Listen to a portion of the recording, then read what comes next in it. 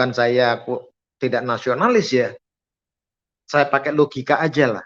Singapura berani kok nyikat si Abdul Somad lah, Indonesia berani nggak nyikat Abdul Somad, terus siapa tuh yang Shalom Bapak Ibu dan saudara-saudara yang dikasihi Tuhan Yesus Kristus. Penyesatan memang ada, tetapi cilakalah mereka yang membuat penyesatan itu. Iblis hadir menyerupai domba, tetapi oleh hikmat dan kasih karunia Roh Kudus yang menyertai kita, dari buahnya lah kita boleh mengerti dari pengajaran-pengajaran yang diberikan kepada setiap orang. Kita simak setiap video yang ada dengan membuka hati, membuka mata, dan membuka telinga, supaya kita beroleh pengajaran dan pembelajaran dari setiap apa yang boleh kita simak. Dampak ya, ternyata dampak dari penyerangan di Moskow kemarin ini semakin melebar ya. Ini salah satu dampak yang langsung terjadi, yaitu ramainya aksi anti imigran Tajik ya di Rusia usai penembakan massal di Moskow. Wah, ini memang hati-hati ya dengan imigran-imigran ini. Mungkin ya banyak yang memang benar-benar membutuhkan bantuan, tapi hati-hati ada penyusup ya. Penyusup ini ya, dan saya nggak tahu ya di mana-mana mereka bikin kacau. Dan pelakunya itu dari agama seberang gitu loh, dari keyakinan seberang. Itu aja mereka, baik di Prancis, di Eropa, Amerika, mereka aja ini ya.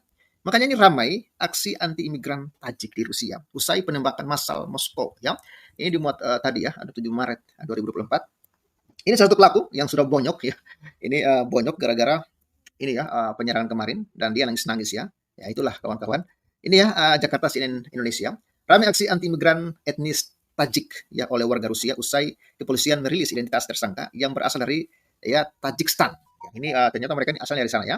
Para imigran asal Tajikistan ini ya tersebut mendapat perlakuan buruk lantaran para pelaku penembakan massal di Crocus City ini ya Hall ya Moskow pekan lalu ini ya mayoritas berasal dari Tajikistan. Nah, ini menjadi mereka ini ternyata mayoritas asalnya dari Tajikistan sana ya. Ya jelas ya mereka ini orang-orang karun semua nih ya. Radio Free Eropa melaporkan gelombang anti Tajik dan anti imigran. Jadi anti Tajik dan anti imigran. Jadi imigran-imigran yang di sana itu ya di Rusia itu kerap melonjak usai peristiwa tersebut. Jadi mereka anti betul dengan saat ini ya. Ada seruan anti imigran ya. Pasalnya terdapat sebuah kafetaria milik imigran Tajikistan di kota Blagovest ya Senk ya yang dibakar oleh sekelompok warga anti imigran. Sorry kawan-kawan, saya bahasa Inggrisnya kurang bagus ya, jadi bahasanya agak kurang jelas ya. 3 warga negara Tajikistan turut menjadi korban ya perundungan yang dipukuli oleh warga setempat di kota ini ya Kaluga. Salah satu dari mereka sampai dilarikan ke sebuah rumah sakit ya. Selain itu salah satu pengemudi taksi yang ditolak ya pesanannya hanya karena ia berasal dari Tajikistan. Seorang saksi menceritakan bagaimana para imigran Tajikistan menjadi korban atas kejadian kelam tersebut ya.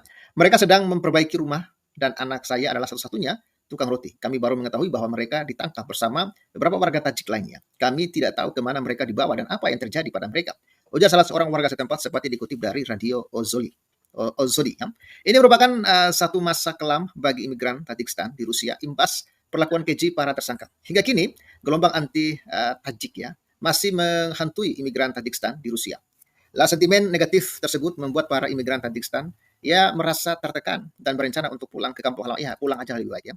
Daripada kalian di sana hanya jadi mata-mata lalu melakukan kerusuhan. Lebih baik pulang aja lah ya. Namun beberapa tokoh publik di Rusia berusaha mengingatkan warga Rusia agar tidak terpengaruh dalam tindakan diskriminatif imbas penembakan massal yang terjadi pekan lalu. Ya ini memang dampak dari aksi-aksi biadab kaum radikalis ini kawan-kawan. Akhirnya ya berdampak kepada warga Tajik lainnya. Mungkin di antara mereka ada yang baik ya, tapi akibat itu harus terjadi persekusi seperti ini. Memang menurut saya memang sudah saatnya supaya warga dunia itu ya segera buka mata gitu loh. Ya, apalagi di bagian Eropa, Amerika. Ya terlalu welcome dan terlalu baik. Sebenarnya ya ini kan dipengaruhi juga oleh ajaran kasih ya. Mereka tulus mengasihi orang-orang ini. Ya mereka pengen bantu, pengen support supaya mereka mendapatkan kehidupan yang baik. Tapi ternyata orang-orang ini nggak tahu diri, nggak tahu malu gitu. Ya mereka itu nggak punya hati nurani. Ya inilah karena ini terjadi karena ajaran yang mereka pegang yang membuat mereka itu jadi biadab. Ajaran yang mereka pegang itu membuat mereka itu jadi nggak ada hati nurani, nggak ada akal sehat ya. Ya Anda nggak usah jauh-jauh ya sampai ke Rusia ya, di Konoha aja lah Anda lihatlah ya kelompok-kelompok ini ya bagaimana kaum pribumi mereka anggap sebagai monyet, bagaimana mereka memperlakukan kaum pribumi, mencium menjilat kaki mereka, bahkan bekas durian yang dia makan, yang dia jilat, dikasih ke pribumi, dan dia jilat. Goblok juga sih sebenarnya pribumi-pribumi ini. Mau aja gitu loh. Air yang bekas mereka minum, mau aja dilelang dan diminum oleh para pribumi. Memalukan, goblok dan tolol lah menurut saya. Dan ini mengerikan ya. Bahkan mereka pemerintah dimaki-maki, ya, sangat mengerikan. Ya. Dan kita belum lagi gereja di Indonesia ini ya kawan-kawan. Ada yang ditutup, bahkan orang mau ibadah di rumah dilarang. Inilah kelakuan-kelakuan barbar dan biadab yang memang bersumber dari ajaran yang mereka terima selama ini. Entahlah ajaran apa itu. Karena tidak mungkin itu mereka lakukan tanpa ada dogma, doktrin yang mereka pelajari. Nggak mungkin seseorang itu bisa jahat begitu saja tanpa ada yang ajarkan. Ya. Apalagi kejahatan-kejahatan yang sistematis seperti ini. Ya, apalagi yang kejahatan yang bersinggungan dengan isu agama, isu sara. Ya, itu pasti ada orang-orang yang ajarkan, yang doktrin nih sama mereka. Makanya kita jangan heran ya. Ada di daerah di Indonesia ini, sejak Indonesia merdeka sampai sekarang, satu gereja pun tidak boleh berdiri di sana. Tidak ada gereja di sana. Ya. Ini ajaran apa gitu loh? Ini ajaran iblis ya menurut saya. Sorry ya. Hanya iblis loh yang seperti ini. Nggak ada kasih, nggak ada. Makanya wajar sih menurut saya ramai aksi di Rusia ini menolak para imigran, terlebih khususnya imigran dari Tajikistan ini kawan-kawan. Karena ternyata 4 pelaku penyerangan kemarin orang-orang Tajikistan. Jadi di sana lagi ramai ya. Dan ya kita tunggu saja nanti bagaimana ya. Saya sih berharap ya bagaimana ya. Oke lah, saya tidak mau kumpul-kumpul sendiri dulu karena sudah hadir salah seorang pengamat kita yang menurut saya cerdas dan bisa menambah wawasan kita ya. Oke, Bung Wani Piro. Ya, air ludah Habib Rosso. Ya, siap. Salam kumur-kumur, salam waras. Wow. Ya, udah banyak yang ketangkep. Kayaknya udah semuanya ya, bro. Pelaku teror ini ya. Cuman ada yang nangis, bro, pas ketangkep, bro. Itu ketangkep di hutan. Nggak tahu yang digambar thumbnailnya Bro Pavel apa bukan itu, yang pas ketangkep di hutan. Itu kan di videoin kan, direkam gitu. Pas ketangkepnya nangis-nangis tuh dia. Iya. Kayak perempuan gitu ya. Dan pas di channel itu yang ada tayangan itu, saya komentar nih. Itu kan komentarnya, saya anggap dia kayak perempuan gitu. Saya komentar dia itu. Kenapa saya bilang dia perempuan gitu. Why she was crying? Sementara ketika kenapa dia menangis? Sementara ketika dia menembaki banyak orang, dia dengan begitu happy gitu. Iya, dia dengan begitu kejam ketika menembaki orang-orang yang tidak berdosa, tidak bersalah, yang nggak punya senjata, yang mereka nggak siap kalau akan ada serangan dari teroris seperti itu. Enak banget ya, bunuhin orang kayak bunuhin hewan gitu lah ya. Ratusan orang meninggal gitu ya. Giliran dia ketangkep, cuma satu orang ini nih nangis. Mungkin dia nangis supaya dikasihani sama polisi yang nangkep itu kali ya, biar dilepasin lagi gitu ya. Berharapnya begitu barangkali gitu ya. Ya orang kalau udah terpojok kan apa aja dilakuin gitu ya. Gak ketang nangis-nangis gitu biar dikasihani. Dia pikir apa yang dia lakukan udah sebegitu ini, keji, kejam, biadab, tidak berperi kemanusiaan gitu ya.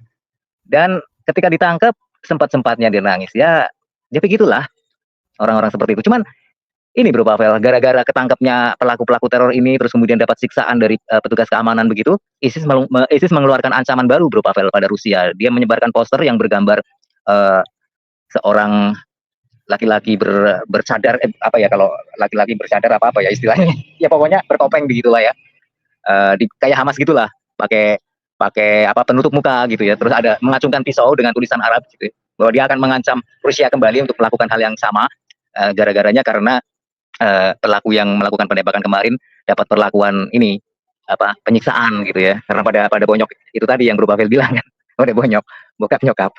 Iya, ya ISIS yang ngancem ya biasa lah ISIS ya, nggak ada apa-apa juga dia ngancem gitu ya, dan nggak ada apa-apa juga dia nyerang gitu ya.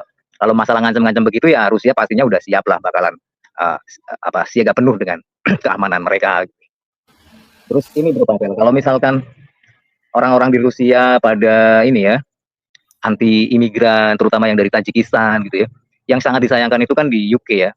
Di UK Bro Pavel itu tadi ada yang cerita ketika di kolom komentarnya salah satu channel luar gitu ya, ada yang menceritakan bahwa ketika imigran dari Timur Tengah itu datang gitu ya, itu beberapa tahun yang lalu itu kejadiannya tuh.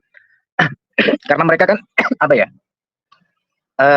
kalau lihat cewek kulit putih itu kan ini ya paling demen gitu loh. Paling suka dia. Ada cewek 13 tahun diperkosa sama imigran gelap dari Timur Tengah itu. Ketika ditangkap pelakunya, ketika di pengadilan dibebaskan Bro Pavel. Alasannya apa? Karena pembelaan si pelaku pemerkosaan itu alasannya hanya karena dia itu tidak pernah diajarkan oleh imamnya bahwa memperkosa itu dilarang. What? Dan itu dibebaskan sama hakimnya, itu sebuah kota apa ya, Birmingham apa yang di Inggris. Pokoknya belakangnya Ham gitu ya. Namanya Ilham Rashid. Apa ada kaitannya sama Abah ya? Iya, pelakunya namanya Ilham Rashid. Gitu. Jelas sekali kan dari nama itu kan. Dari kelompok mana gitu kan. Yang jelas dari Timur Tengah lah ya. Iya, dan herannya dibebaskan sama hakimnya. Dan ini ada postingan baru lagi seorang wali kota yang beragama itu, dah muslim lah, nggak usah ditutup-tutupin lah ya. Yang namanya, aduh lupa siapa ya. Kan siapa ya? Sidikan. Sidikan itu mencalonkan kembali menjadi wali kota. Dan itu dia menjanjikan untuk membuka lowongan pekerjaan 1.300 polisi. Dan rupa-rupanya masyarakat sudah banyak yang tahu bahwa ini ternyata ada program tersendiri dari Sidikan ini untuk membuka peluang selebar-lebarnya buat imigran-imigran gelap dari Timur Tengah. Rupa-rupanya memang ada semacam agenda, Bro Pavel. Jadi UK ini udah benar-benar dikuasai sama imigran yang dari Timur Tengah, dan memang mereka tujuannya untuk menguasai, bukan mereka mencari penghidupan di Eropa, bukan. Jadi mereka memang tujuan utamanya ya menginvasi Eropa, menginvasi UK terutama yang saat ini sedang rame gitu ya. Dan ini tujuannya untuk menyebarkan ajaran mereka. Dan ini sebuah kejadian lagi di minimarket. Seorang cewek Inggris, dia belanja hanya karena pakaiannya sebenarnya sih masih tergolong sopan ya. Hanya karena ada ya menurut ajaran itu kan auratnya terbuka gitu ya. Dan si penjaga tokonya itu dari seorang muslim, dia melarang gitu. Nggak boleh masuk. Padahal itu toko di Inggris. Itu toko di Inggris dan yang punya juga kayaknya yang punya juga orang Inggris, cuman dia apa ya, dia muslim gitu. Jadi dia melarang cewek Inggris itu belanja di situ hanya gara-gara pakaiannya katanya tidak sesuai dengan syariah gitu. Nah, ini benar-benar udah kebablasan di Inggris itu ya. Dan ini kalau misalkan udah merambah ke negara Eropa lain ya udah kiamat Eropa. Bakalan ini kan warga-warga aslinya di sana bakalan ini terhimpit dan mungkin akan seperti warga asing di negerinya sendiri gitu ya. Ya contohnya tadi yang cewek tadi yang ketika belanja di minimarket hanya karena pakai baju kayak baju olahraga sih ya, yang agak kelihatan dadanya yang atasnya aja sih sebenarnya gitu ya. Kalau memang kita udah biasa ngeliat kayak begitu, bukan sesuatu yang menimbulkan syahwat ya sebenarnya nggak masalah kan. Cuman karena dia ini menganggap hal itu sebagai sesuatu yang mengundang birahi, katakan begitu ya, atau mungkin dasarnya dia memang ngaceng. sorry hampir kebablasan ngomongnya. Kayak Bro Rocky ya. Arab Saudi aja bro, Arab Saudi saja saat ini sudah ini loh untuk mereka sudah ngikutin Miss Universe loh.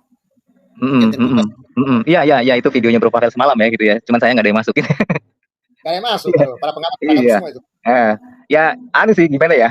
Ya kan kita di YouTube itu ada banyak channel Bro Pavel, yang mana yang duluan live gitu ya, kita masuk di situ kayak tadi juga. Iya. Bisa juga tadi sambil nunggu live-nya Bro Pavel juga masuk di tempat lain gitu ya.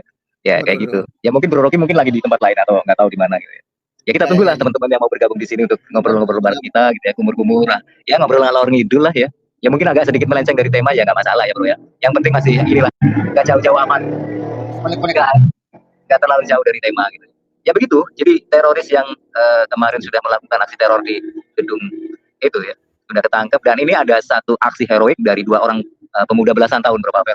Yang satunya bernama Islam Khalilov, terus satunya pemuda Kristen bernama Artyom. Dan itu hanya karena si Islam Khalilov ini kan namanya juga Islam ya, itu jelas dia itu pemuda muslim gitu ya. Dia dua orang pemuda ini kan menyelamatkan korban-korban yang jadi korban penembakan di gedung itu. Dan yang ditonjolkan, diberitakan di Indonesia ya si Islam Khalilovnya itu. Iya, yang itunya itu. Heran. Jadi yang Artyomnya yang dia beragama Kristen tidak diberitakan. Jadi seolah-olah si Islam Khalilov ini melakukan aksi sendirian untuk menolong para korban penembakan itu. Jadi apa ya? Parah. Kok begitu ya beritanya ya? Iya, parah ya. Iya. Ya jadi seolah-olah si Islam Khalilov itu melakukan aksi seperti itu memang karena dasar didikan agamanya gitu ya. Padahal dia sendiri kan melakukan aksi itu juga karena aksi kemanusiaan gitu ya, terdorong oleh rasa kemanusiaannya dia. Ya buktinya juga satunya lagi kan bukan muslim, si Artyom ini.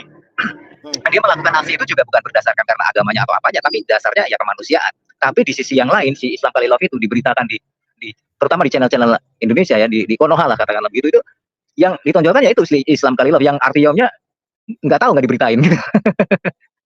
Iya ya begitulah adanya gitu Bro Pavel. Oke, silakan Bro Pavel, mungkin ada tambahan informasi apa gitu. Ya, makanya menurut saya ngeri juga ya berita-berita di Indonesia ini ya. Memang saya juga sempat baca berita itu dan menurut saya wow, mereka sampai segitunya lah. Maksudnya membuat berita itu selalu menonjolkan, ya karena mungkin yang melakukan teror itu Islam ISIS ya. Jadi mereka ingin membalas berita itu dengan berita kebaikannya gitu. Gitu ya. Ya, untuk Padahal, menutupi ini ya, menutupi apa ya, keburukannya gitu ya kan.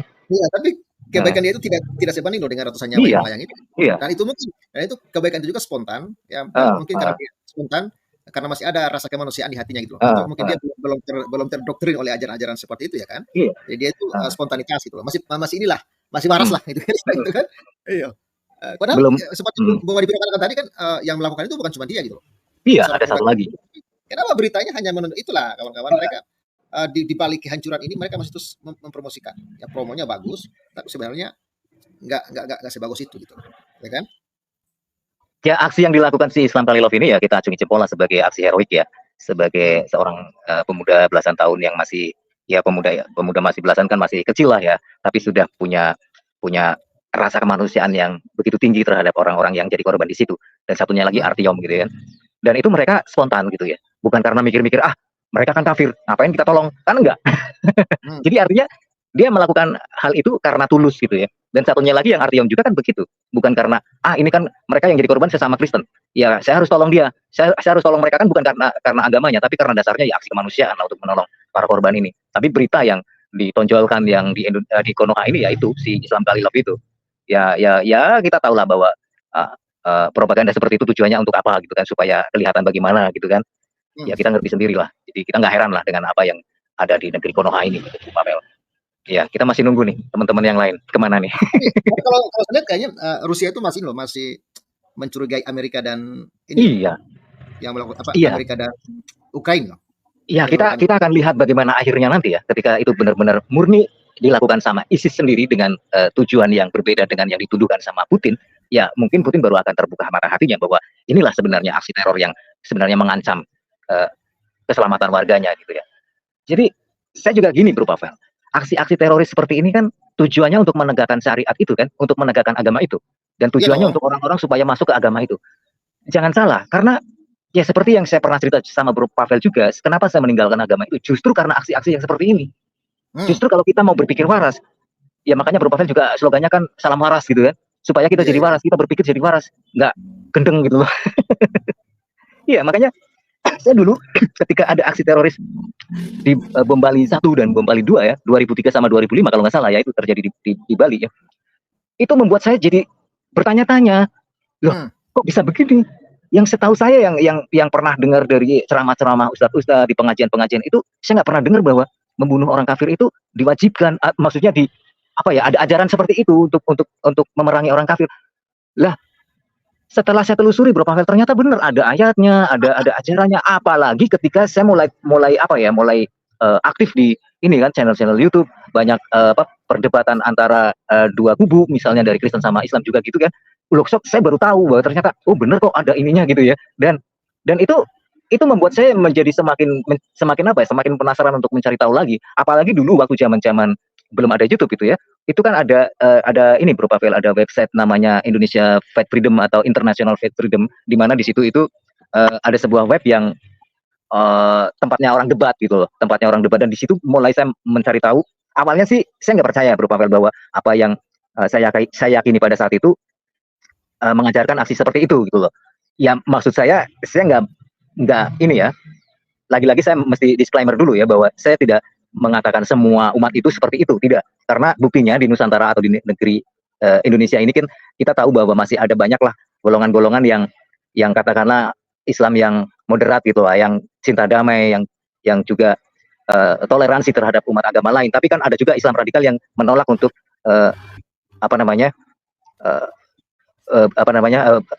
berdamai dengan umat lain atau yang dikatakan umat kafir gitu kan.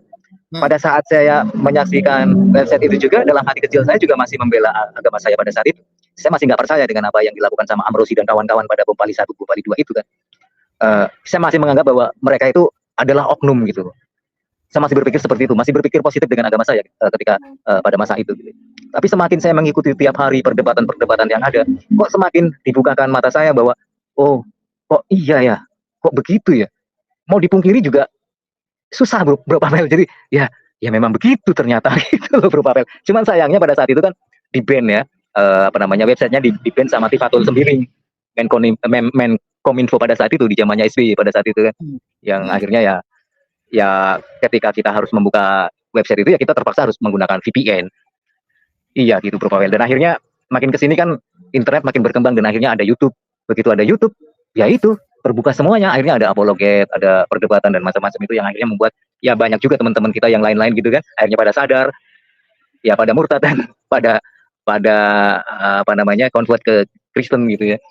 Ya begitu Bro Pavel. Jadi sekilas tentang perjalanan hidup saya. Mungkin ada banyak lagi cerita-cerita tentang bagaimana saya sampai percaya Yesus dan meninggalkan agama saya yang dulu. Itu pastinya banyak sekali liku-liku kehidupan saya sepenggal demi sepenggal yang mungkin boleh saya ceritakan, tapi tidak semuanya saya harus ceritakan pada malam hari ini, atau mungkin satu saat mungkin bisa ada kesempatan untuk cerita.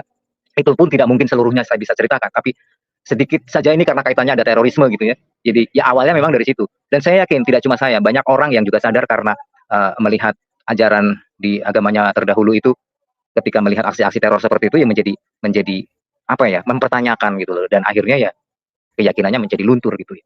Ya ini siapa yang salah gitu? Kenapa harus yang disalahkan yang murtad? Biasanya kan begitu Bro Pavel. Yang disalahkan yang murtad karena ada ayatnya, yang murtad itu harus dihalalkan darahnya kan. Bukan cuma ada ayatnya tapi juga hadisnya juga seperti itu. Dan ini menakutkan kalau misalkan kita tinggal di Timur Tengah, wah saya gimana dengan keamanan saya gitu. Oh ada teman lain yang juga bergabung. Kita sambut yang lain dulu Bro Pavel. Oke, thank you Bang Wanipiro untuk kesaksiannya yang luar biasa ya. Semoga banyak yang diberkati ya, bahwa hanya Yesus lah Tuhan dan Juru Selamat, satu-satunya yang bisa bebaskan Anda dari dosa, kutuk dan maut. Ingat, di luar Yesus tidak ada keselamatan. Ya, kenapa? Yesus itu jalan yang Allah beri kepada manusia. Kalau Allah pemilik surga yang memberi jalan untuk kita selamat, bisa nggak? Bisa. Tapi kalau kita yang membuat jalan sendiri, nggak mungkin kita bisa ketemu Tuhan. Sama halnya, kalau Anda sendiri yang pengen ketemu presiden, tapi presiden nggak mau, ya nggak bisa. Tapi kalau presidennya ingin ketemu kamu, maka kamu pasti bisa ketemu dia. Sama halnya. Yesus itu jalan yang Allah beri kepada manusia, agar manusia selamat. Ya, oke. Bung Sakura, salam Bung Sakura. Open mic Sakura. Shalom Bro Pavel. Oh, salam si Sakura. Salam. Iya, shalom juga buat Bung Wanipiro. Apakah Tombong ngantuk? How are you? Tombong ngantuk. Ya, tombong ngantuk lama nih nggak ketemu ya. Iya buat Bro Pavel dulu, salam kenal. Saya itu silent penonton udah lama nonton Bro Pavel. Thank you. Iya, saya nonton dari jauh banget nih, dari balik bumi. Wow. Ya, saya follow you. And ini menarik ya topiknya ya. Sampai mana? Aku bingung mau komentarin apa ya, banyak yang mau saya bilang tapi saya bingung dari mana. Ya tentang imigran di Rusia. Ya saya baru baca dan baru dengar beritanya kemarin, juga ikut sedikit dengerin di Bro Pavel masalah ini. Ya begitulah imigran kalau datang kalau mereka jumlahnya kecil mereka baik, begitu jumlahnya besar ya ingin menguasai. Tapi benar kan tadi Wanipiro udah bilang kalau di Eropa, terutama di UK, itu kayaknya udah terlambat deh mereka antisipasinya. Mereka udah telat gitu. Jerman aja udah segitu repot yang mengurus sama Perancis. Jerman, Perancis, sama UK gitu. Ya mudah-mudahan kalau ini di negara tempat saya tinggal, di US, mudah-mudahan sih kalau Demokrat nggak menang lagi, mudah-mudahan Republikan bisa.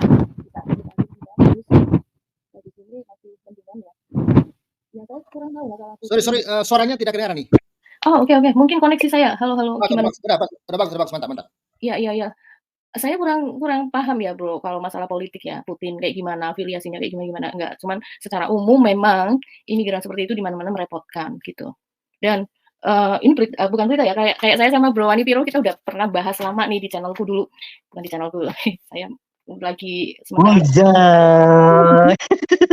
Iya kabare jeng. Selama ini belum kenal. Lah kepriben wong aku mau waktu nembe krungu suarane panjenengan yang ngertine sapa kok. Oke. Boleh Mbak Ayune.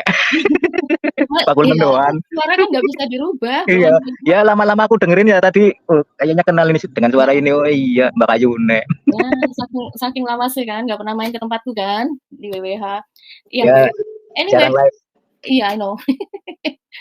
Hostnya aja jarang live, gimana mau main ya? Anyway, iya memang kan dulu kita pernah udah lama ya Bro, zaman dulu kita udah ngebahas dimanapun gitu. Kalau mereka jumlahnya udah banyak itu udah acting out gitu loh. Mereka itu sudah yang pengen mendominasi dan mau menguasai gitu. Yang saya baca ya dulu ya Bro Pavel, dulu mungkin 10 tahun yang lalu. Imigran seperti itu, ya udah nggak usah kita sebut nama ya biar aman. Di Australia, ini kita ngomongin Australia, negara tetangga sendiri yang deket. mereka diterima, kemudian diakomodasi kebutuhan basic need-nya, kebutuhannya mereka diurus. Begitu mereka bertambah, kan bertambahnya kayak gimana. Terus mereka menuntut lebih sampai dengan meminta public bathroom public bathroom apa sih? WC umumnya pengen sendiri. Terus public pool ya, kolam renang itu karena kalau untuk woman harus dipisahin, mereka pengen punya sendiri gitu, sampai segitunya padahal mereka itu kan imigran pendatang. Nggak tahu diri banget ya. Iya, kalau Bro Wani Bro, kalau orang Jawa bilang dikasih hati, minta rembelok. Mereka lupa lagi ke situ tuh mereka siapa. Mereka sudah ditolong, dibantu, difasilitasi, diakomodasi segala macam. Ya sudah kalau seperti itu mereka akan minta lebih dan lebih, dan itu sudah terjadi di Eropa sana. Dan hal itu sudah lama banget, itu 10 tahun yang lalu kan, arus imigran kan banyak banget merambah menyebar kemana-mana. Sampai sekarang mau ketik aja di Google, nama paling populer di Inggris itu bukan John, bukan siapa, Matthew atau apa lagi, Muhammad. Di Inggris. Oh ya. Nama paling populer di Inggris itu udah bukan nama barat lagi, tapi Muhammad. Ya kan? Sampai majornya semuanya udah menduduki posisi-posisi gitu.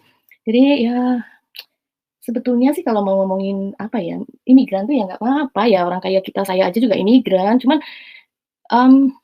ya bagaimana sebagai orang nggak usah tinggal dimanapun, kita ya harusnya baik-baik gitu kan, maksudnya patuh aturan, ikut negaranya di situ law-nya seperti apa, ya kan nggak akan menjadi masalah dimanapun kita tinggal seharusnya. Tetapi bagaimana lagi kalau memang manual book-nya mengajarkan seperti itu ya, kita harus memposisikan diri kita sebagai Kristen, pengikut Tuhan Yesus. Manual book kita memang kayak ya manual book kita kan jadilah seperti apa yang Tuhan Yesus lakukan, orang Samaria yang baik ya kan, karena manual book-nya seperti itu. Kalau manual book-nya mereka seperti yang ada, yang mereka lakukan itu, kita nggak bisa menyalahkan, memang seperti itu. Yang paling bagus ya kalau nggak mau melakukan tindakan terorisme atau apa, ya udah manual book-nya dibuang aja. Tapi kalau udah nggak buku itu bukan orang itu lagi dong, ya nggak sih? Itu kan dilemanya kan di situ, di mereka itu mau dibuat sugar coating kayak gimana pun, diperhalus lah, di translate-nya atau mereka dihilangkan ayat-ayat yang kerasnya segala macam. Ya susah ya. Ya nanti namanya bukan buku sempurna lagi dong, ya kan?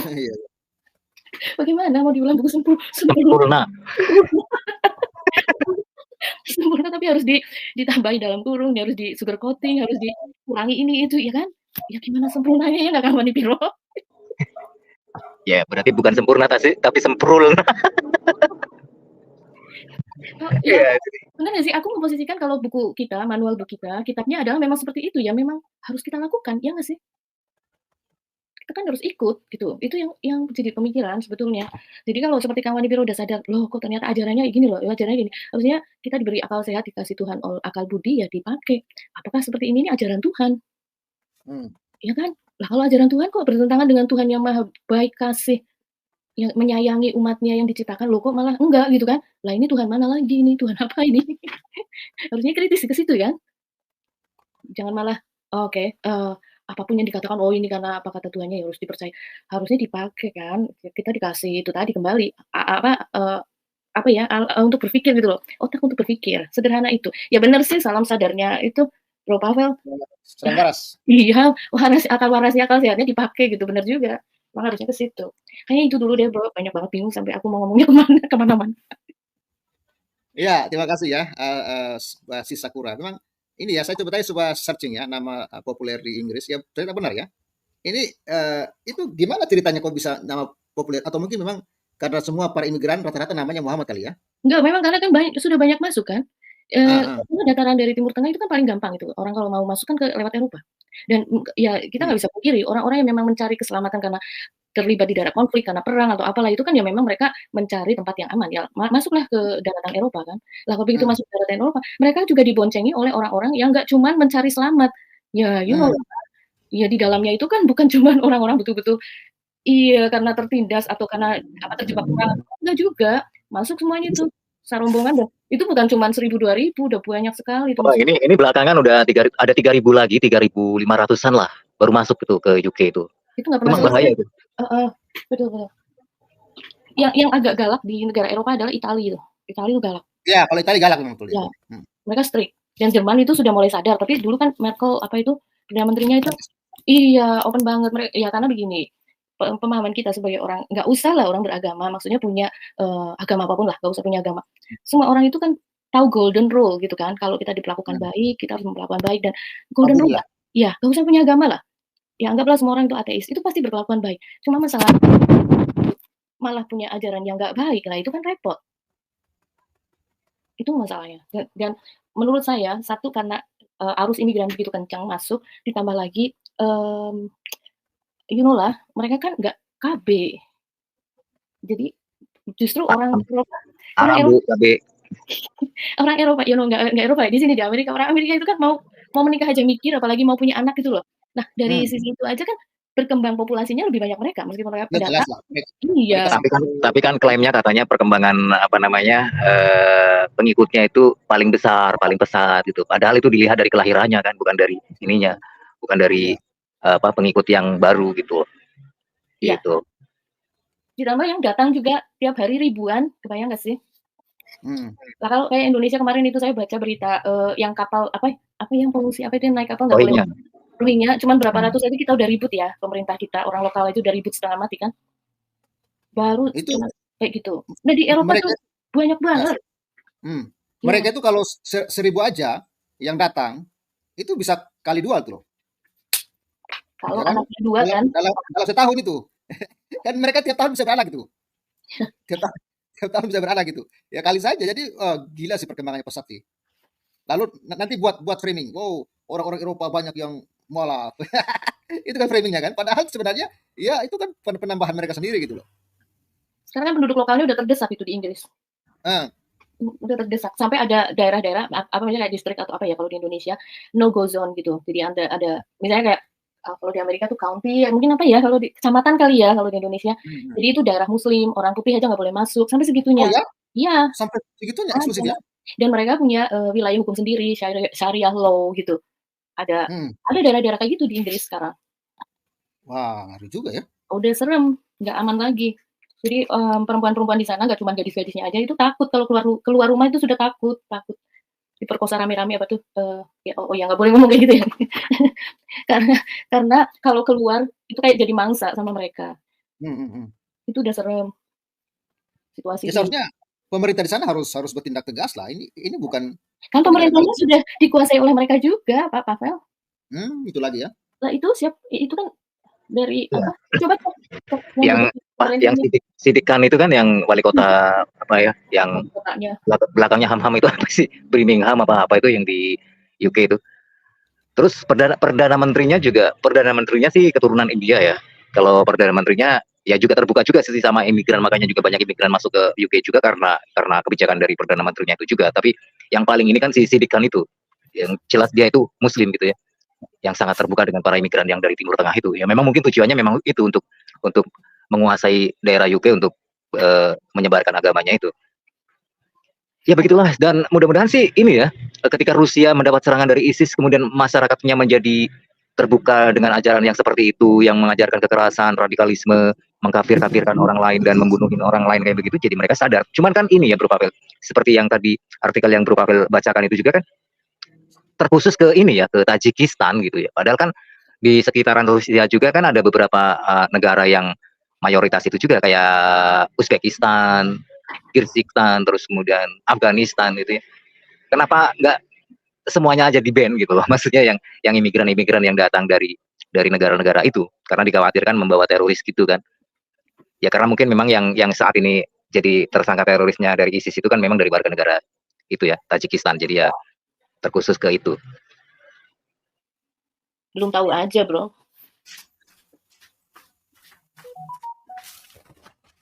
Baik. Iya, ini sudah nggak ada yang gabung kah? Teman-teman kita pada kemana nih, Bung Manipiro? Besok kemarin ini datang apa Rocky, Piong, ya. Terus ya kita nggak tahu ya, kadang-kadang ya teman punya kesibukan sendiri-sendiri masalahnya gitu ya. Mungkin yang lain juga ada yang bergabung ke channel lain, ada yang juga punya kesibukan di kehidupannya juga, kita nggak tahu juga gitu ya. Ya tapi kita berharap nih untuk setiap malam kita bisa ngobrol-ngobrol di sini, jadi berbagi wawasan lah, berbagi pengetahuan tentang apa yang terjadi di seluruh dunia, terutama untuk mengantisipasi hal-hal yang tidak kita inginkan seperti aksi-aksi terorisme seperti itu. Jadi kita sebagai orang yang berseberangan dengan keyakinan mereka jadi lebih aware gitu lah. Jadi misalnya pas kita ada di tempat-tempat tertentu yang misalnya mungkin terjadi potensial untuk hal-hal kayak begitu ya, jadi waspada. Misalnya ada orang yang bawa ransel ransel yang mencurigakan maksudnya ya kan, bawa ransel bawaannya kayaknya berat apa bagaimana gitu ya, kita waspada lah. Apalagi kalau jenggotnya macam oh ada Bro Rocky, silakan. Iya, Bung Rocky panjang umur jadi ya, baru aja ditanyain dan nongol juga dia ini ya. Ya, Bung Rocky, nyemplung, salam pentol kuah, salam kumur-kumur. Ngomongin apa sih? Ngomongin apa? Ini loh, di Rusia ini lagi rame aksi anti imigran ini ya, akibat kemarin ya penembakan massal di Moskow itu, Bung Rocky. Gimana pendapatnya ini, Bung Rocky? Ya, salah sendiri yang mau terima imigran. Iya kan? Tadi saya tertarik omongan ini Wani Pirawan bahwa Rusia dikelilingi negara-negara Kirgistan, Turkmenistan, Afghanistan, ditambah lagi Agustan dan Donditan. Ya kan? Pokoknya yang pakai tantan lah. Afghanistan, Pakistan, Kirgistan, Uzbekistan, Donditan, Agustan. Gak ada yang beres kalau tantan. Setan. Ya resiko mereka lah. Mereka waktu itu keluar-keluar demi ham. Rasakan sendiri. Sama dengan di negeri ini, bro. Terima imigran Yaman. Ya kan? Akhirnya apa? Nggak tahu diri kan imigran Yaman di negara ini. Melunjak kepalanya. Melecehkan warga pribumi. Bahkan menghina presiden yang asli pribumi. Orang-orang ini memang nggak bisa dikasih hati, bro. Orang-orang dari kaum ini tuh susah. Di Perancis mereka seenak perut mereka. Di Inggris mereka seenak perut mereka. Di Amerika juga gitu. Karena kaum ini memang kaum apa ya? Kalau dibilang itu durian busuk lah. Gak ada baiknya kok kaum ini. Ya kan? Israel gak ada masalah, tiba-tiba diserbu, dibunuhin, diperkosa warganya. Begitu diserang balik, teriak-teriak, didolimi. Mereka ini kan senjatanya cuma itu aja. Perang. Kalau nggak perang mereka tuh nggak bisa tidur mungkin. Kalau nggak bikin rusuh tuh mereka nggak bisa tidur, nggak tenang hidup mereka. Ya tapi inilah dari Buruk. Mereka itu kalau nggak, ya kenapa? Mereka itu kalau nggak rusuh nggak masuk surga. Ya itu mungkin. Karena mereka kalau nggak rusuh nggak bisa tidur. Karena apa? Jujur aja kayak di negara ini kan, tiap hari mikirin surga dan neraka mulu. Nggak capek toh mikirin surga dan neraka kan gitu kan? Mereka juga gitu kan. Para pengungsi imigran yang diomongkan tentang surga dan neraka itu terus. Nggak ada mikir yang lain. Entah mikir kemanusiaan kayak, entah mikir kehidupan sosial yang lebih baik kan? Enggak. Mikir surga dan neraka. Bahkan sampai-sampai pun mereka memaksa orang lain masuk surga, nggak mau masuk surga, bunuh. Udah itu aja mereka ini cara berpikirnya. Ya kita mau merubah apa? Susah bro, karena bodoh itu pilihan. Goblok itu pilihan bro. Mau diapakan pun ya susah. Makanya dulu ya ada salah seorang anggota parlemen Israel dan India kalau nggak salah terkait kasus orang-orang ini. Itu anggota parlemen Israel padahal dia orang Arab. Perempuan. Yang ngomong apa? Lebih bagus mereka tuh dinuklir katanya. Orang-orang ini harusnya dinuklir aja. Nuklir terbatas. Artinya yang mati mereka semua. Karena orang-orang ini apa ya? Pertama ya nggak ada manfaatnya bagi dunia. Bikin rusuh terus. Itu yang ngomong. Coba di googling lah. Ada itu. Jadi karena padahal dia muslim. Anggota parlemen Israel itu orang muslim. Perempuan. Sampai dia ngomong gitu loh. Negara-negara ini bagus dinuklir aja katanya. Karena nggak ada manfaatnya, nggak ada baiknya kok. Ngeri kan? Terus anggota parlemen dari India itu kan ngomong kan, kalau satu negara masyarakatnya penduduknya 30% aja beragama ini, tetap rusuh, nggak akan ada kedamaian. Makanya India ngambil kebijakan menolak kedatangan orang-orang yang beragama ini kan, karena mereka sudah doktrinnya, doktrin mereka tuh mereka yang paling suci, mereka yang paling bagus, dan kita ini hanya binatang bro. Kita ini manusia-manusia haram di mata mereka. Jadi mereka dikutbahin kayak apapun percuma. Nah orang udah jelas-jelas mereka diumpankan peluru oleh Hamas, juga mereka tetap nggak pernah berpikir normal, ya kan? Jelas-jelas mereka sampai menderita gitu, tetap membela Hamas, kan membela agama lah, segala macam, mati syahid lah. Nggak logis kan mereka-mereka ini. Jadi ada ya sahabat yang bilang, dunia ini kan tanpa agama ini pasti damai. Pasti damai. Perang dunia pertama, ingat nggak sejarah perang dunia pertama? Dimulai dari mana? Pembunuhan di Sarajevo itu loh. Ya. Pembunuhan raja di Sarajevo di Bosnia itu. Mereka kan yang akhirnya terjadi perang dunia pertama. Kan dari mereka. Perang dunia kedua yang membantai Yahudi 6 juta itu siapa coba? Hitler itu hanya dipakai. Lihat sejarahnya itu. Ternyata mereka-mereka juga kan. Pembantaian di Nigeria. Pembantaian dimanapun lah. Mereka semua. Di Afghanistan ya mereka juga kan. Contoh lagi di Pakistan. Ada seorang perempuan yang kemarin viral tuh kan. Hanya pakai baju, tuliskan huruf Arab. Langsung seperti itu kan. Tulisan loh. Dan artinya juga tidak, tulisan itu tidak mengartikan bahwa itu agama, enggak, hanya gara-gara pakai cara Arab. Langsung kayak gitu kan. Jadi orang-orang ini memang nggak bisa diajak berpikir waras. Nggak bisa. Orang mereka juga bilang, tulisan Arab itu tulisan surga kok. Contoh lagi, ketika sekarang viral, Arab Saudi mengirim perempuan warganya untuk ngikutin Miss Universe dengan pakaian, tidak menggunakan pakaian kayak gitu. Dia menggunakan pakaian-pakaian Miss Universe. Kita lihatlah, ada enggak pandangan-pandangan mereka berubah? Enggak kan? Kita lihat komentar-komentar mereka itu. Kami tetap istiqomah. Kami tidak menginduk ke Arab. Lah, dia selama ini nginduknya kemana? Mereka malu mengakui bahwa mereka kebodohan itu mereka terima dari Arab. Ketika Arab berubah, mereka terlanjur sudah, bodohnya itu udah matang. Udah nggak bisa dirubah lagi. Udah akut. Ya memang satu-satunya jalan, mohon maaf lah, ya saya setuju dengan anggota parlemen Knesset Israel itu, dibom nuklir terbatas. Ingat yang kasus di Iran, yang perempuan anak remaja itu sampai mati di penjara, digebukin sama polisi syariah kan, hanya gara-gara dia menggunakan jilbabnya salah, nggak tepat kan ya, ditangkap digebukin sampai mati, perempuan itu. Salahnya apa sih? Jadi mereka memang nilai-nilai kemanusiaan itu nggak peduli, mereka nggak, mereka tuh menganggap mereka lah yang manusia. Di luar mereka tuh binatang semua. Nah, pandangan-pandangan picik kayak gini memang membahayakan dunia, memang sangat membahayakan. Maka sampai bumi kiamat pun, ya, negara yang berpenduduk mayoritas agama ini tetap ribut terus. Ribut. Akan berperang saling bunuh. Karena mereka membunuh orang lain itu demi Tuhannya. Repot kan? Membunuh Tuhan itu demi membela Tuhannya. Aneh kan?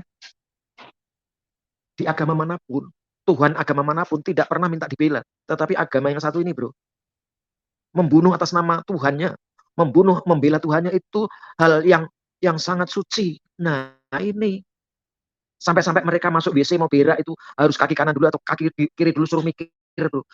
Mereka ya nurut itu loh. Masuk WC kaki kiri dulu atau kaki kanan dulu. Kalau pakai kaki kanan dulu masuk neraka, harus pakai kaki kiri dulu. Sementara perut ini udah mau keluar barang itu. Begitu dulu drop, terus dia mikir, wah tadi aku kok pakai kaki kanan dulu ya. Berarti aku masuk neraka ini. Padahal lagi duduk di lubang WC, bro. Baru sadar dia salah melangkah ke kamar mandi. Kan konyol kayak gini. Untuk hal-hal yang konyol aja mereka tidak bisa berpikir normal, tidak bisa berpikir waras. Ya seperti itu, membunuh di luar keimanan mereka, hal yang apa ya, bisa dibilang diwajibkan. Diwajibkan, ngeri kan? Mereka takutnya hanya dengan babi, bro. Takutnya dengan babi. Kalau dengan yang lain-lain, mereka nggak takut. Ini memang ironi bagi kemanusiaan. Mohon maaf lah. Mereka mengatakan agama damai. Tanpa malu-malu mereka mengatakan agama damai. Damai dari Hong Kong. Ketika pemeluk agama lain ingin mendirikan tempat ibadah, mereka protes teriak. Nggak boleh. Diserbu, dibom. Ya, salahnya apa? Tempat ibadah umat lain dibom itu salahnya apa? Tapi bagi mereka itu adalah perjuangan yang suci, bro. Perjuangan yang suci. Mereka sudah melakukan perintah Allah.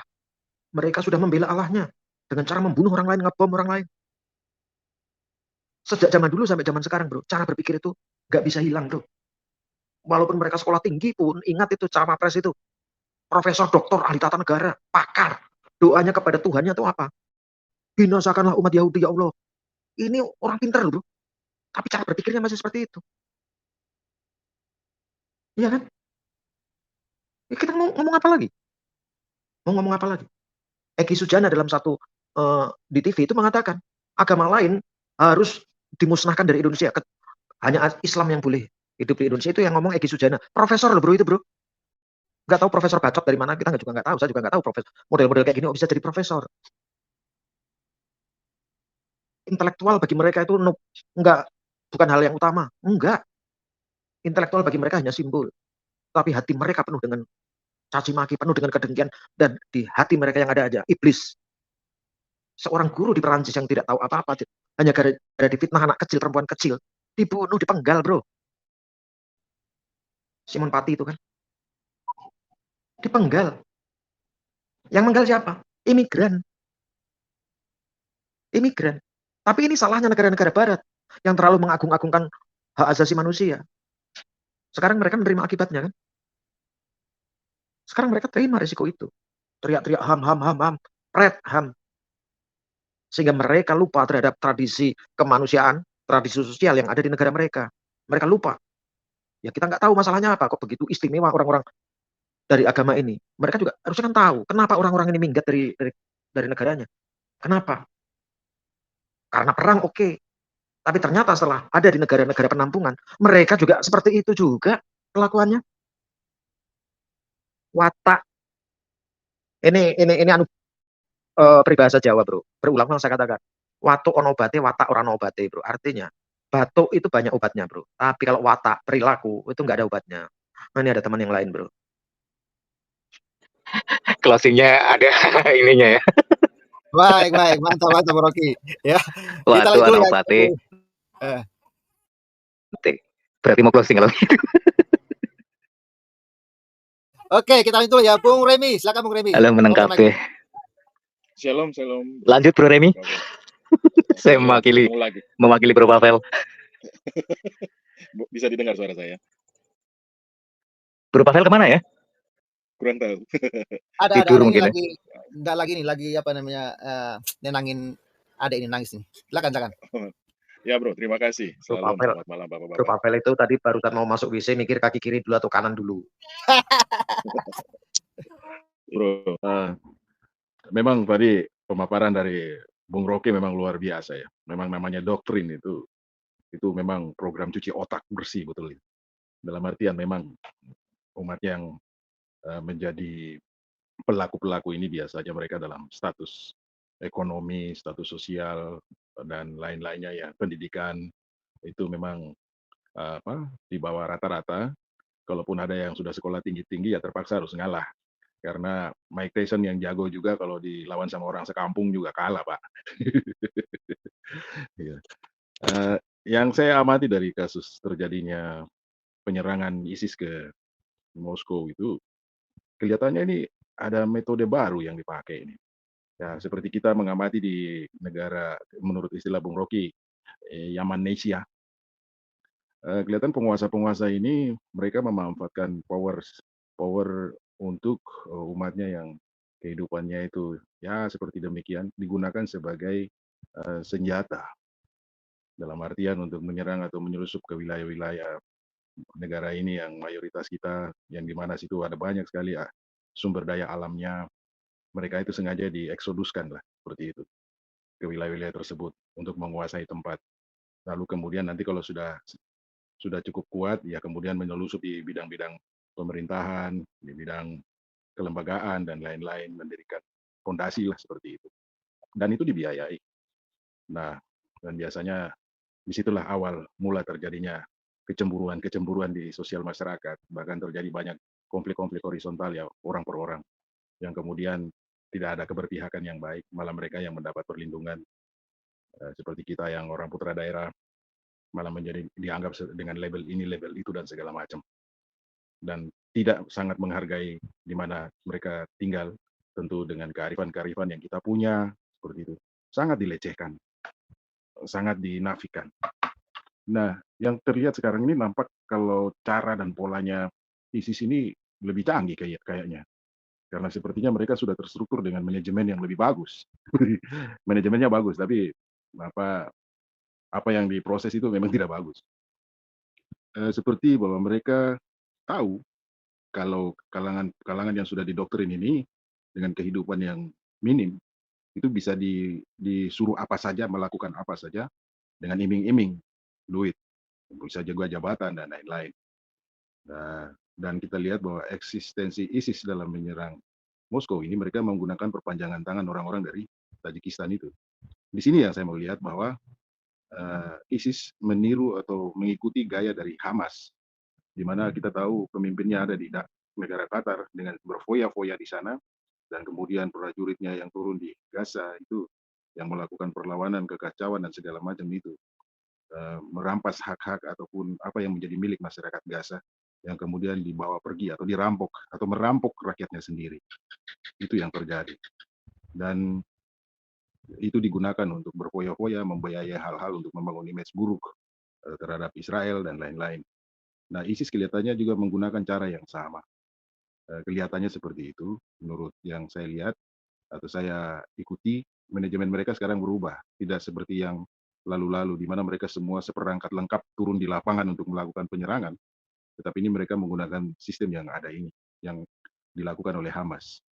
Jadi peristiwa yang terjadi di Rusia, ya kita sangat turut juga berduka cita ya, dengan 137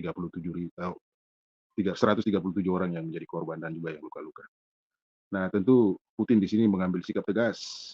Tetapi apakah Putin sudah punya cukup banyak informasi dan data untuk melihat persoalan ini, untuk pernyataan beliau bahwa dia akan melawan dan membasmi sampai dimanapun pernyataan resmi beliau itu. Mudah-mudahan saja bahwa Rusia memang sudah mendapatkan data, posisi, dan lain-lain, sehingga cukup jelas buat mereka untuk sasarannya ada di mana. Nah, mudah-mudahan seperti itu. Tetapi yang lebih yang saya mau sampaikan, tadi Bung Rocky sudah sampaikan soal doktrin dan perilaku output dari umatnya seperti begitu. Tetapi manajemennya sekarang sudah meningkat, yaitu seperti Wagner yang dari Chechnya rata-rata itu digunakan sebagai tentara bayaran oleh Rusia di perang Ukraina. Nah, kemungkinan saja metode-metode itu yang dipakai. Ya, mungkin saya belum bisa lebih jauh untuk melihat itu, tapi kira-kira ada satu peningkatan dalam manajemen untuk melakukan serangan teroris melalui orang-orang yang sudah didoktrin dan kehidupan sosial ekonomi mereka yang rendah dan pendidikan mereka itu dimanfaatkan. Ya, ini bahaya sekali karena negara Eropa Timur ini kan rata-rata kehidupan mereka pun tidak lebih baik, apalagi mereka menghadapi 4 musim yang begitu keras ya. Mudah-mudahan, bukan mudah-mudahan sih, ancaman terhadap Putin ini akan semakin kuat karena negara-negara Eropa Timur ini pasti dengan sangat senang menerima imbalan kalau itu memang dilakukan oleh ISIS. Demikian sementara bro, terima kasih atas kesempatannya. Baik, terima kasih Bung Remi, luar biasa ya untuk wawasannya ya. Oke, Bung Raja Uti, silakan Bung Raja Uti, open mic. Bro Pavel. Pak terdengar? Oh ya, silakan Bro Raja Uti. Bro Pavelnya kayaknya mungkin ketiduran atau bagaimana, nggak tahu ya. Oke, silakan analisa dari Bro Raja. Oh ya. Silakan, saya tidak kedengaran ya. Silakan Bro Raja. Dengar kok. Jadi gini, saya jadi kebetulan hari ini bahas mengenai Rusia ya. Ini menarik juga. Tiba-tiba kita mendengar suatu berita Rusia diserang oleh jihadis, ya, oleh teroris. Satu hal yang sebetulnya ya tidak masuk di akal juga gitu. Artinya bisa gitu Rusia diserang. Kenapa? Karena kita tahu Rusia itu dianggap negara yang sangat sahabat dengan negara-negara sebelah ini ya. Negara-negara muslim ini. Kok bisa diserang dengan teroris gitu ya. Tapi kita lihat, ya Rusia juga kalau kita lihat ya dari sejarahnya, saya ingat Rusia itu adalah suatu negara yang dominan, sebenarnya negara Kristen, dominan Kristen Ortodoks. Jadi jumlah agama-agama di Rusia itu beragam, sangat beragam di sana ya. Tapi yang paling dominan itu adalah Kristen Ortodoks ya. Ada juga Lutheran, ada juga Evangelikal, ada juga yang lain-lain. Nah, sebenarnya yang pertama kali katakanlah bukan membawa ya, tapi pemimpin Rusia yang menjadi Kristen, terima Yesus itu adalah Santo Vladimir. Ya. Santo Vladimir ini seorang raja. kerajaannya itu di Ukraina dulu. Ukraina sekarang ini Kiev. Itu sebenarnya Kiev itu adalah pusat kerajaannya Rusia gitu. Nah, jadi di tahun 930-an dia ketemu dengan misionaris dari Bizantium. Situ dia terima Yesus. Tetapi sebelumnya dia sudah pernah bertemu dengan orang dari Timur Tengah juga, utusan dari salah satu khalifah Umar bin Khattab atau siapa gitu ya, menawarkan Islam kepada dia gitu. Ditawarkan, kemudian dikatakan kalau dalam agama kami kita boleh punya istri banyak ya, bisa lebih dari satu gitu ya, ditawarkan seperti itu kepada Santo Vladimir. Waktu itu dia belum Santo, masih Vladimir namanya, masih seorang raja. Kemudian terus apalagi? Ya, di tempat kami ini tapi tidak boleh makan babi dan tidak boleh minum minuman keras gitu, minum alkohol gitu. Sementara kita tahu Tidak kebiasaannya. boleh makan babi tapi boleh makan babu. Ah, itu dia. Jadi Santo Vladimir itu, ya ini dia sebelum jadi santo, dia berkata loh, kalau soal istri atau perempuan, saya sudah banyak, saya sudah punya banyak selir, dia bilang gitu. Tapi saya tidak bisa kalau tidak makan babi atau tidak minum alkohol, katanya gitu. Nah, akhirnya gagal lah ini utusan dari khalifah untuk convert dia ke dalam ajaran sebelah gitu ya, nggak jadi gitu ya. Sampai akhirnya dia ketemu dengan seorang misionaris dari patriark ini ya, Bizantium. Waktu itu Bizantium masih ada kerajaannya, belum dikuasai oleh Ottoman ya. Ini kan bicara tahun 900-an. Ottoman masuk kan itu sekitar tahun 1600 ya, menghancurkan ini 1500 atau 1600 menghancurkan Bizantium. Nah, di Rusia itu berkembang, tapi dengan pusat kekristenan ortodoks di dunia ya ada di Rusia. Tapi seperti yang tadi dikatakan oleh Bung Rocky atau Bung Wanipiro bahwa wilayah Rusia itu dikelilingi oleh daerah-daerah seperti Uzbekistan, Tajikistan, Kazakhstan, Turkmenistan gitu. Nah, juga ada Armenia. Nah, Armenia ini ada suatu daerah itu yang berbatasan dengan Turki dan dengan Rusia. Jadi kalau kita lihat genosida Armenia gitu, nah itu dilakukan oleh Turki Ottoman gitu. Jadi memang namanya genosida ini memang identik dengan sebelah gitu ya. Genosida Batak juga gitu ya, pasukan perang Padri itu ya sudah melakukan genosida gitu ya. Nah, itu kita nggak heran. Nah, kembali ke cerita tentang Rusia. Di luar dugaan, Rusia sebenarnya sejak era komunis itu juga sering menggunakan proksi-proksi ajaran sebelah ini untuk kepentingan politiknya mereka. Ya. Di era perang dingin juga sama. Ketika perang dingin, Rusia menggunakan negara-negara Arab sebagai sebagian ya nggak semuanya, sebagai kekuatan kekuatan geopolitiknya dia di wilayah tersebut gitu. Amerika juga sama ya, menggunakan kekuatan. Jadi kalau kita lihat ideologi sebelah ini bisa digunakan dan rentan digunakan oleh siapapun gitu. Oleh Rusia juga, oleh Amerika juga, oleh negara-negara, oleh VOC juga. Jangan salah. Kalau mau lihat sejarahnya VOC pernah dibahas juga di Tanpa Ragi. Saya juga tahu sejarah bahwa justru VOC menggunakan kekuatan ajaran sebelah ini untuk ini. Sekalian dia penyebaran agama dibantu dengan VOC, tapi sekalian VOC menguasai perdagangan di Nusantara ini. Begitu caranya. Kenapa? Karena VOC harus berhadapan dengan Dengan Spanyol dan Portugis. Yang notabene adalah Katolik ya gitu ya, panjangan dari Katolik Roma. Jadi itu terjadi gitu. Nah, seperti yang sekarang ini, kalau kita lihat migran, itu kesalahan negara-negara barat sendiri ketika mereka tadinya adalah Kristendom. Kalau kita lihat Kristendom itu adalah suatu wilayah negara-negara yang berbasis kepada agama Kristen dari sejak abad pertengahan sampai di era tahun 1800-an. Terutama sebelum era Renaissance lah ya. Itu ya memang kental bahwa yang berkuasa itu adalah ya komandonya dari Roma, dari Katolik Roma. Tapi ketika terjadi era Renaissance, kemudian masyarakat Eropa itu mulai mengenal yang namanya sekularisme, lepas dari agama, lahirlah demokrasi sebagai buah daripada sekularisme. Demokrasi ini menganggap semua manusia itu sama, semua manusia itu harus diperlakukan secara baik. Nah, kemudian imigran-imigran ini adalah korban perang di wilayahnya masing-masing, negara-negara berbasis ideologi sebelah ini. Mereka ini melihat bahwa mana mereka pergi. Mereka pergi ke Eropa, disambut dengan tangan terbuka. Jika masuk di Jerman itu diberi sepatu ini. Selamat datang para imigran. Begitu lugunya ini orang-orang Eropa Barat menyambut orang-orang sebelah ini ya. Dikira ini bakal membawa kebaikan. Tapi apa? Mereka ini benalu. Jadi datang dari sana itu hancur karena ideologi yang mereka miliki. Terus kemudian mereka pindah ke Eropa, membawa ideologi itu dan pengen ideologi itu diterapkan di Eropa gitu kan. Termasuk di Rusia ini juga sama. Nah, selama ini Putin mungkin tidak merasakan itu atau mungkin dia juga ya merasa dirinya kuat. Tidak akan mungkin diserang gitu ya. Tapi apa yang terjadi? Putin mungkin tidak terlalu belajar dengan peristiwa perang Afghanistan ya. Bagaimana susahnya mereka sampai bangkrut. Sebenarnya Uni Soviet itu bangkrut secara ekonomi karena biayanya dia habis di perang Afghanistan. Nah, kemudian dia sekarang menggunakan proksi sebelah ini juga untuk menguasai Timur Tengah. Bagaimana supaya pengaruh Amerika dan Israel itu lenyap dari situ. dia biayai juga Iran, dia biayai Hamas, dia biayai Suriah, dia biayai juga negara-negara milisi-milisi yang ada, Houthi segala macam. Itu ada Rusia di belakangnya. Tapi jangan salah, ideologi ini bervariasi juga, bervarian juga. Ada Hamas, ada Ikhwanul Muslimin, ada Taliban, ada itu yang di Indonesia juga banyak. Ya. Al-Qaeda gitu ya. Ada banyak-banyak ini. Masing-masing ini ideologi yang sama tapi bervariasi dalam soal perjuangan. Ada sedikit variannya gitu. Tapi sebenarnya masih menggunakan ideologi yang sama. Cuma beda kepentingan politik saja. Jadi jangan heran Rusia bisa diserang juga gitu. Nah, Ya, sebentar, Bro. Ya, silakan. Mungkin saya ada sedikit pertanyaan barangkali Bro Raja Uti mungkin bisa menjelaskan. Di sini saya agak merasa janggal ya ketika kemarin Hamas mengeluarkan statement bela sungkawa terhadap Rusia atas penyerangan terorisme yang dilakukan oleh ISIS. Nah, sepertinya yang saya amati antara ISIS dengan Hamas ini ada perseteruan di mana mereka sepertinya ada pertentangan, mungkin ada semacam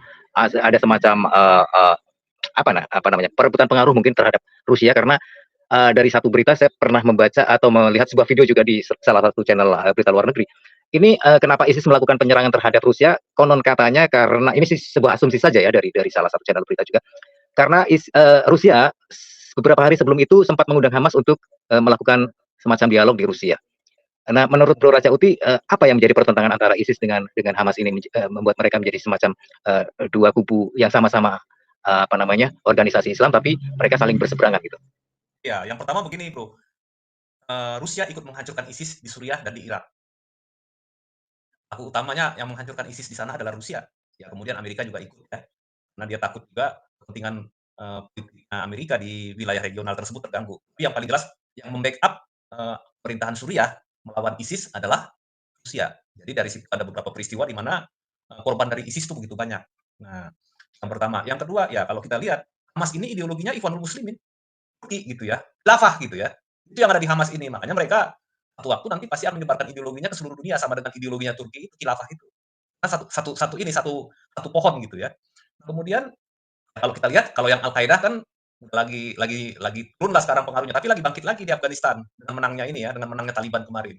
Jadi masing-masing ini sebetulnya walaupun dari akar yang sama, tapi mereka punya perjalanan historis, perjalanan dogma yang sedikit di tengah jalan itu ini ada masalah dogma juga Pak, tapi saya nggak akan masuk ke sana gitu karena saya bukan orang yang ahli di bidang itu ya.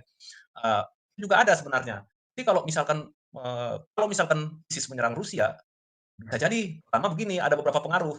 Yang pertama masalah Hamas ini juga dianggap ISIS itu sebagai pesaing, mungkin saja terjadi seperti itu. Terus kemudian juga kita lihat, ketika perang dengan Ukraina ini, banyak orang-orang Rusia itu pergi dari Rusia, termasuk di Bali kalau kita perhatikan itu ya. Kenapa? Mereka menghindari wajib militer gitu. Nah, industri di Rusia itu kekurangan tenaga kerja. Oleh sebab itu mereka mendatangkan apa? Mendatangkan pekerja-pekerja dari negara-negara satelit tadi itu, Uzbekistan, Tajikistan, Kirgistan, Kazakhstan, itu mereka datangkan sebagai tenaga kerja di Rusia. Tetapi orang-orang ini memiliki kemampuan sumber daya dan kemampuan pemikiran ataupun otak yang tidak terlalu bagus gitu ya dibandingkan orang Rusia gitu ya. Nah, akhirnya oleh pemerintah Rusia ini diperlakukan secara kasar juga oleh aparat keamanan Rusia. Nah, yang jelas ini orang-orang ini punya ideologi yang sebenarnya ya ideologinya itu kan sama lah ya ideologi sebelah. Gampang banget berubah kan kalau ideologi sebelah ini kan. Dari radikal jadi moderat itu cepat atau sebaliknya dari moderat jadi seolah-olah radikal itu cepat sekali gitu. Nah, jadi inilah yang pelaku-pelaku yang tertangkap ini yang berapa orang itu yang wajah-wajahnya ini. Sebenarnya dari orang-orang dari negara tetangga di sekitar Rusia juga, tetapi kalau kita bilang mereka berafiliasi ke organisasi mana yaitu ISIS-K atau ISIS dari Khorasan gitu. Jadi ISIS-nya ini pun juga kan ada daerah-daerahnya, ada ISIS-nya Suriah, ada ISIS-nya Irak, ada ISIS-nya Rusia sendiri atau ISIS-nya Khorasan gitu. Kira-kira seperti itu, Pak. Jadi kalau misalkan dikatakan dia bersaing dengan Hamas, ya benar gitu. Tapi dalam hal ini ya kita nggak tahu juga ya ada permainan kepentingan Amerika juga di belakangnya bisa jadi gitu ya. Atau kepentingan Ukraina juga mungkin gitu ya. Nah, Rusia menggunakan Hamas untuk main di Israel ini kan gitu kan. Untuk menyerang 7 Oktober ini. Kenapa? Rusia punya kemauan begini. Katakanlah kalau Rusia ada di belakang Hamas.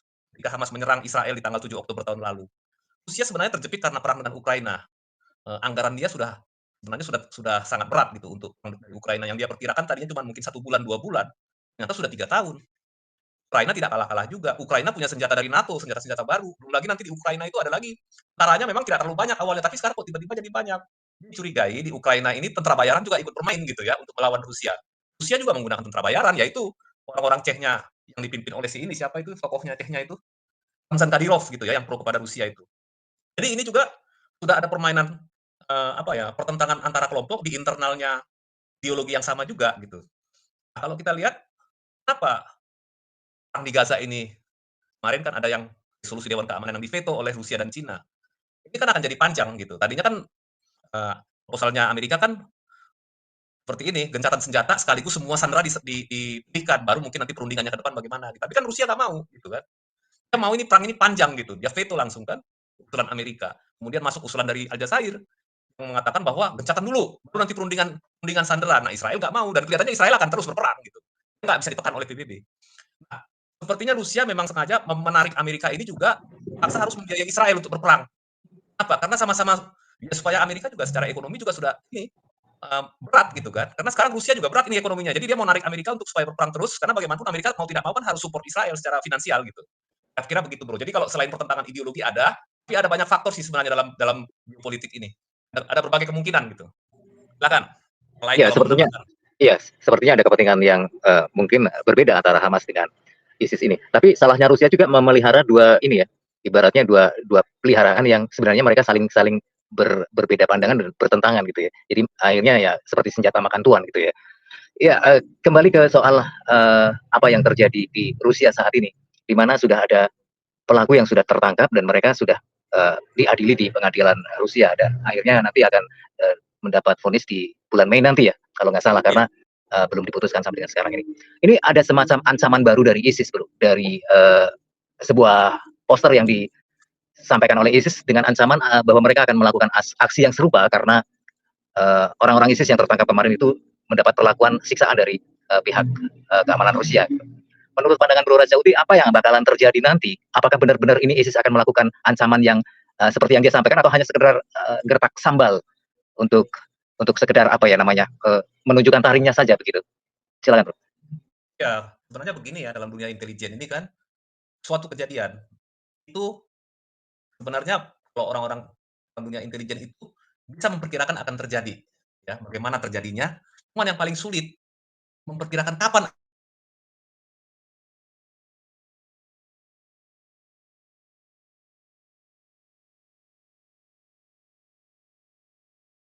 Halo.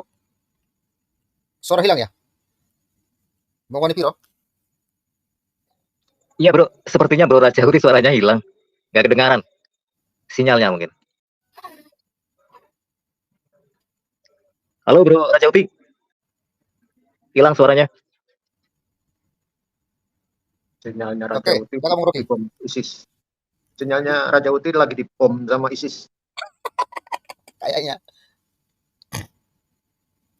Saya sih setuju tadi dengan analisis dari Rajauti ya, atau sama si Wanipiro. Jadi ancaman ISIS akan melakukan sesuatu, tetapi bukan di Rusia atau bukan di Amerika, tetapi di negara lain. Dia melakukan itu di negara lain karena dia juga tahu bahwa proteksi yang sekarang ada di Amerika maupun di Rusia akan diperketat. Jadi mereka akan menyerang negara lain, yang jelas negara lain itu bukan negara Islam. Ya negara-negara kafir lah, cuman nggak tahu negara mana yang akan diserang oleh ISIS ini. Itu gara-garanya ini bro, gara-garanya kan karena kemarin itu ketika menangkap tersangka dari aksi terorisme ini kan Rusia melakukan semacam penyiksaan terhadap mereka ya, kan ada yang telinganya nggak tahu putus atau bagaimana ya, dipopor senjata atau bagaimana gitu ya, terus ada yang lebam-lebam gitu ya, terus yang sempat dikejar di hutan juga sampai nangis-nangis gitu, diinjek-injek apa bagaimana gitu ya, dan itu disaksikan sama ISIS sendiri gitu ya. Masa si teroris ditangkap terus dikasih roti? Maunya gimana sih cara orang berpikir orang-orang dari kaum ini kalau mereka melakukan tindak kekerasan, ngebom gereja, ketangkap, harus disuguhin sama sate, bakso, minta apa lagi? Ya tetap dikebukin lah. Gimana? Ya, terus ini apa nyebarin poster bahwa mereka akan melakukan ancaman dan aksi yang serupa gara-garanya karena anggotanya disiksa kayak begitu gitu. Ini udah rame nih di luar gitu. Gini loh bro, kaum ini tanpa ada kejadian yang di Rusia pun mereka akan melakukan teror terus bro. Kaum ini ya, saya nggak peduli itu ISIS, Al-Qaeda. Ya hilang suaranya. Ini pada apa aja nih hilang suaranya? Suara gimana sekarang? Oh udah jelas, mantap. Contoh Bali, nggak ada urusannya tiba-tiba dibom. Borobudur nggak ada urusannya dengan agama itu dibom, nggak ada urusan dengan politik juga kan, dibom juga kan. Hotel JW Marriott dibom. Mereka ini membabi buta, nggak peduli kok mereka. Iya kan?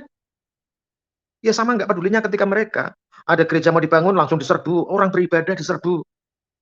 Karena mereka memang tidak pernah pakai otak, nggak pernah pakai hati, nggak pernah. Karena memang mereka dipelihara untuk seperti itu.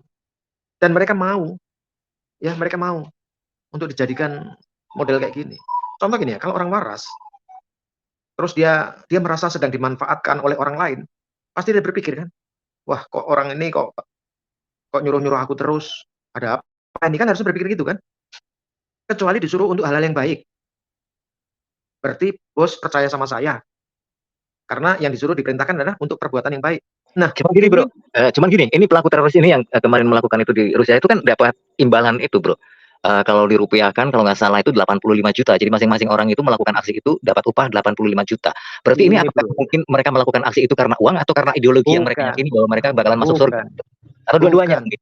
Bukan. Nggak dikasih imbalan pun mereka ngebom kok bro. Mereka membunuh. Nggak perlu dikasih imbalan, diiming-iming imbalan, nggak perlu. Nah iya. Kok kita juga kalau mikirnya kok orang kok sebodoh itu gitu ya? Kok percaya sesuatu yang belum kelihatan buktinya gitu loh? Apakah benar nanti mereka ketika iya. Makanya bro tadi saya bilang gini, orang ini memang kaum ini tidak pernah mau berpikir atau memang tidak bisa berpikir bro. Iya. Tadi kan saya ngasih perumpamaan. Bodoh pilihan. Nah bodoh itu pilihan. Lah mereka milih bodoh. Tadi kan saya ngasih perumpamaan. Kalau kita disuruh bos, atasan kita atau orang lain untuk berbuat baik, biasanya kita tidak perlu mikir bro. Ya kan? Tolong ini aku titip untuk bagi-bagi takjil ke orang-orang duafa misalnya kan. Betul nggak? Oke, kita nggak mikir bro. Oke, langsung kita bagi takjil membantu orang-orang duafa. Tapi kalau itu si A itu, si Polan itu kok bunuh itu kan. Kita sebagai orang normal, aku tuh nggak ada masalah dengan si Polan. Kok bapak ini kok nyuruh aku bunuh dia? Resikonya kan ke saya kalau aku ketangkap, kan harusnya berpikir seperti itu kan. Masa sih suruh kok bunuh si Polan itu? Langsung main tikam bro. Ya ini kan sering kejadian di Prancis. Ya kan? Di Inggris. Di Jerman juga gitu kan. Disuruh bunuh, nggak mikir. Penggal tuh guru Samuel Paty itu penggal. Nggak mikir alasannya apa, sebabnya apa, nggak. Yang penting bro, aduh ini kan susah bro. Karena perbuatan itu mereka yakin sudah membela Tuhannya. Nah ini, sudah berbuat bakti kepada Tuhannya. Lah apalagi yang di Indonesia bro, yang di Konoha ini bro, ada seorang ustadz yang mengatakan seorang muslim yang baik ya, yang kayak teroris ISIS katanya. Itu Somad yang bilang bro. Dan orang-orang kayak Ustadz Somad ini di Indonesia dipelihara gitu. Nah, dan pemerintah sepertinya tidak berani untuk menangani Ustadz Abdul Somad. Apakah mesti diproses hukum atau bagaimana? Itu kan enggak. Ya jadi makanya masyarakat itu tadi terbawa doktrin seperti itu, mereka percaya dan mereka mau melakukan apa yang disampaikan sama ustadz-ustadz radikal kayak begitu. Gini bro, analisisnya gini bro. Kalau Indonesia perang dengan Singapura menang mana bro? Pertanyaan saya di situ. Singapura lah. Singapura. Alasannya? Senjatanya lebih lengkap canggih dibantu Israel. Salah bro, itu alasan yang salah, sangat-sangat salah. Dikencingi tenggelam tuh Singapura. Enggak, salah, itu alasan salah. Kenapa kalau perang Indonesia melawan Singapura menang Singapura? Singapura bisa ngalahkan Abdul Somad kok. Indonesia bisa ngalahkan Abdul Somad nggak? Nggak bisa bro. Ya iya. Nggak apalagi bisa, kan? Kemarin itu juga ya yang mantan penasehat KPK ngomongnya kayak begitu, memprovokasi masyarakat gitu. Kok didiemin gitu? Iya. Makanya kalau perang dengan Singapura, bukan saya tidak nasionalis ya, saya pakai logika aja lah. Singapura berani kok nyikat si Abdul Somad lah. Indonesia berani nggak nyikat Abdul Somad? Terus siapa tuh yang mantan pembina KPK itu, jenggot kambing tuh, orang tua gitu. Nggak berani kan? Nggak berani bro. Gimana sekarang Indonesia ngomong mau perang lawan Israel? Gitu loh. Ya kan kita keluar-keluar. Prabowo juga ngomong jangan coba-coba ganggu pasukan Indonesia, pasukan PBB berasal dari Indonesia katanya kan. Ya ilah, lawan Somad aja kalah. Apalagi lawan Israel. Bukan saya kurang nasionalis ya. Logika aja lah. Logika aja. Sudah berapa banyak kerusakan yang ditimbulkan Abdul Somad? Sudah berapa kerusakan? Sudah begitu besar kerusakannya bro. Bahkan itu siapa sih orang saudara kita orang Islam itu yang mengkritik Abdul Somad itu siapa tuh pengamat, siapa tuh? Islah Bahrawi. Islah Bahrawi kan udah ngomong ya bagaimana kerusakan yang ditimbulkan Somad ini terhadap negeri ini. Tapi lihat itu polisi nggak berani, TNI nggak berani, Jokowi nggak berani, Menteri Pertahanan nggak berani, tapi sok-sokan nampak. Apa karena di belakang itu ada Chaplin bro? Mau ada Chaplin atau siapa ditembak kepalanya kan selesai. Emang dia siapa? Lah Hitler ya? Hah? Emang dia siapa? Hitlernya Konoha. Jujur ya, kalau si Chaplin ditembak kepalanya, itu orang Indonesia tuh bersorak-sorak seneng loh bro. Lo bener. Nggak ada jasanya dia untuk Indonesia. Nggak ada sama sekali. Ngerusak aja ini. Rekam jejak dia kan dibongkar waktu dia jadi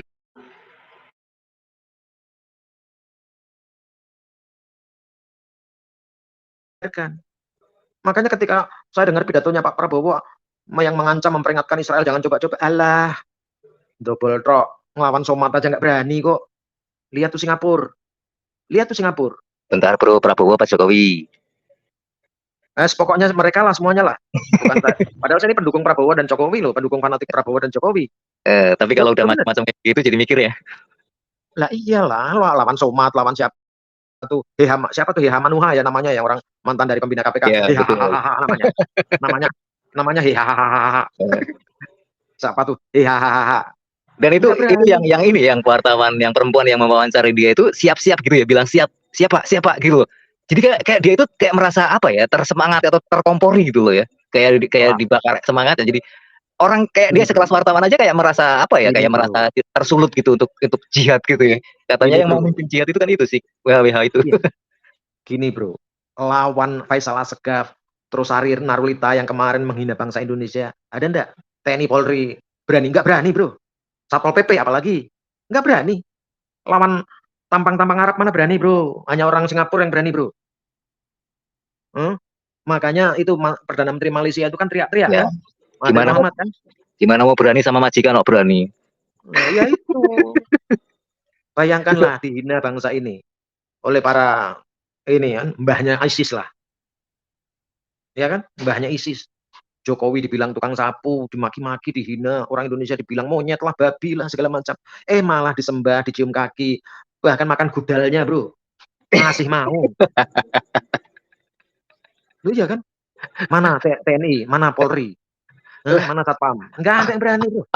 Aku tuh nggak bisa bayangin deh orang-orang yang makan sisa makanannya si Habib itu ya, habis dimakan Habib itu jelas gudalnya kan nempel gitu.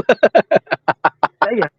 Loh, air minum aja bro, air minum mereka diludahin dulu terus mereka mau. Kalau aku jujur aja jijik bro, ini mereka malah bukan ludahnya Habib bro.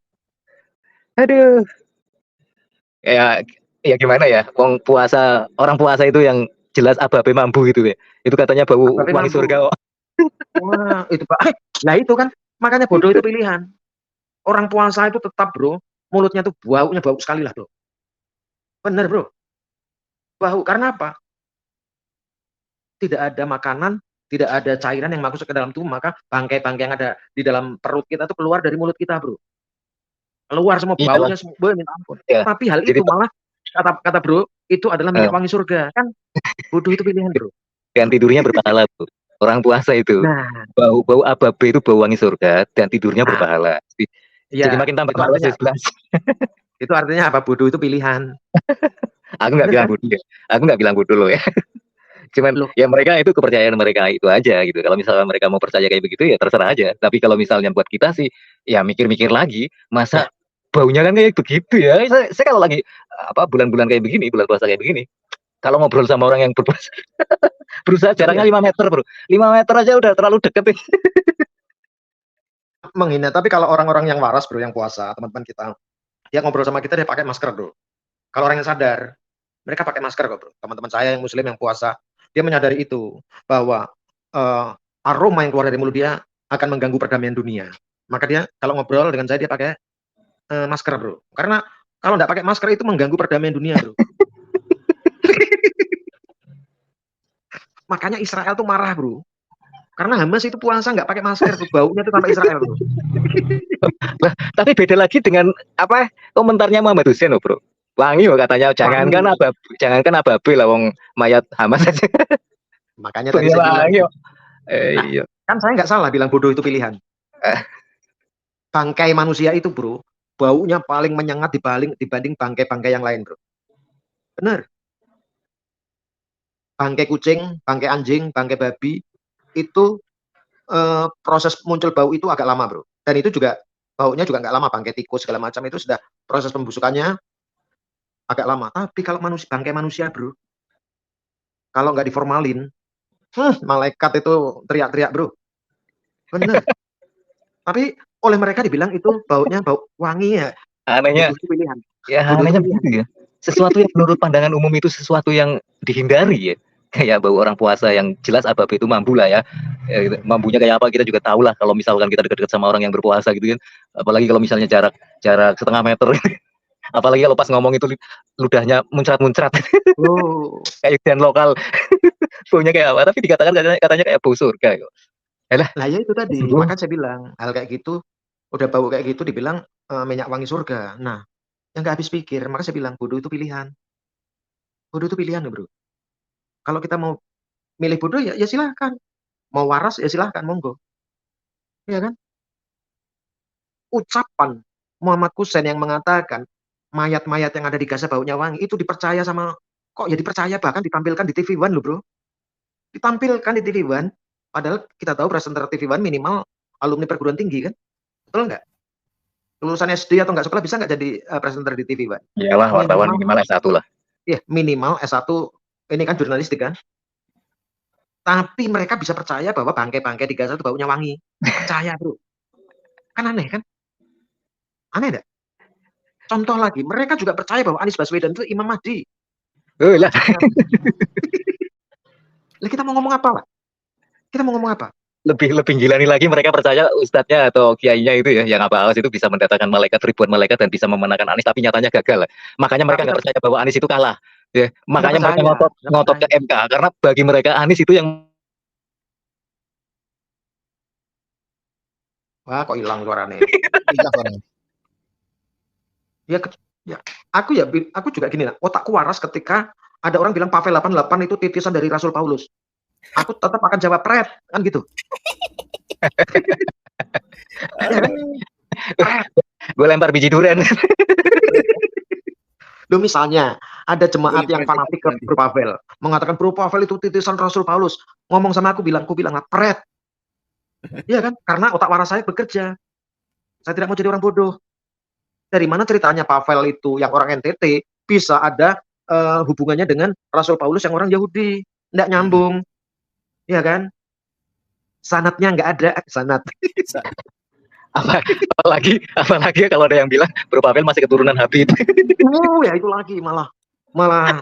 Tapi kalau Bro Pavel keturunan Habib malah mungkin, Bro. Mungkin lah, mungkin. Kan saya berjenggot juga nih, berjenggot. Ya kan? Apalagi kalau dia pakai daster istrinya, Bro. Lo Bro Pavel itu kalau pinjam daster istrinya, pergi ke mana di daerah Petamburan, Bro. Banyak orang cium kaki, Bro, cium tangan. Habis itu yang cium kaki terakhir di Dupak, Bro. Aduh. Nah, bagi kita yang waras, ketika mendengar Abah Atos itu terima surat di dalam dompet dari surga, bagi kita orang waras kan apa ya? Sesuatu yang ngacau lah ya. Tapi mereka tuh percaya loh, Bro. Ini suratnya dari surga pakai di dalam dompet coklat. Kan mau ngomong apa lagi lah kita? Mereka percaya. Mereka mengatakan bahwa mereka percaya Abah Atos ngirim pasukan malaikat. Gila, melebihi Yesus, Bro. Ngalahin Yesus. Tuhan Yesus aja mengatakan, kalau aku mau, aku bisa kirim pasukan malaikat. Lah Abah Atos ngirim 6 juta malaikat, Bro. Sebut angkanya lagi. 6 juta malaikat aku kirim, katanya. Untuk memenangkan Anies. Tapi giliran Anies tetap kalah. Mereka kan seperti yang kau bilang, Bro, ini tadi bilang. Mereka nggak percaya, mereka yakin Anies menang, kan? Bro, aku tanda tanya, Bro. Kita ngobrol kan udah sering, Bro ya. Oh, sama nama aku lupa terus. Namamu gonta ganti ya. Kadang wani piro, wani cepek, wani gopek. Kadang orang wani-wani yo. Wani-wani yo. Nah itu ya. Jadi kalau terkait orang kaum ini, Bro, enggak. Jadi nanti mereka bikin ancaman-ancaman ini, tapi serangannya nanti di tempat lain, Bro. Enggak mungkin ke Rusia. Karena mereka juga berpikir pintu-pintu masuk ke Rusia sudah diawasi ketat. Amerika juga demikian, Bro. Tapi mereka melihat negara-negara kafir mana yang bisa dimainkan. Ingat nggak waktu di Prancis itu, Bro? Mereka nabrak kerumunan pejalan kaki dengan truk itu, Bro. ISIS. Ratusan juga yang mati kan.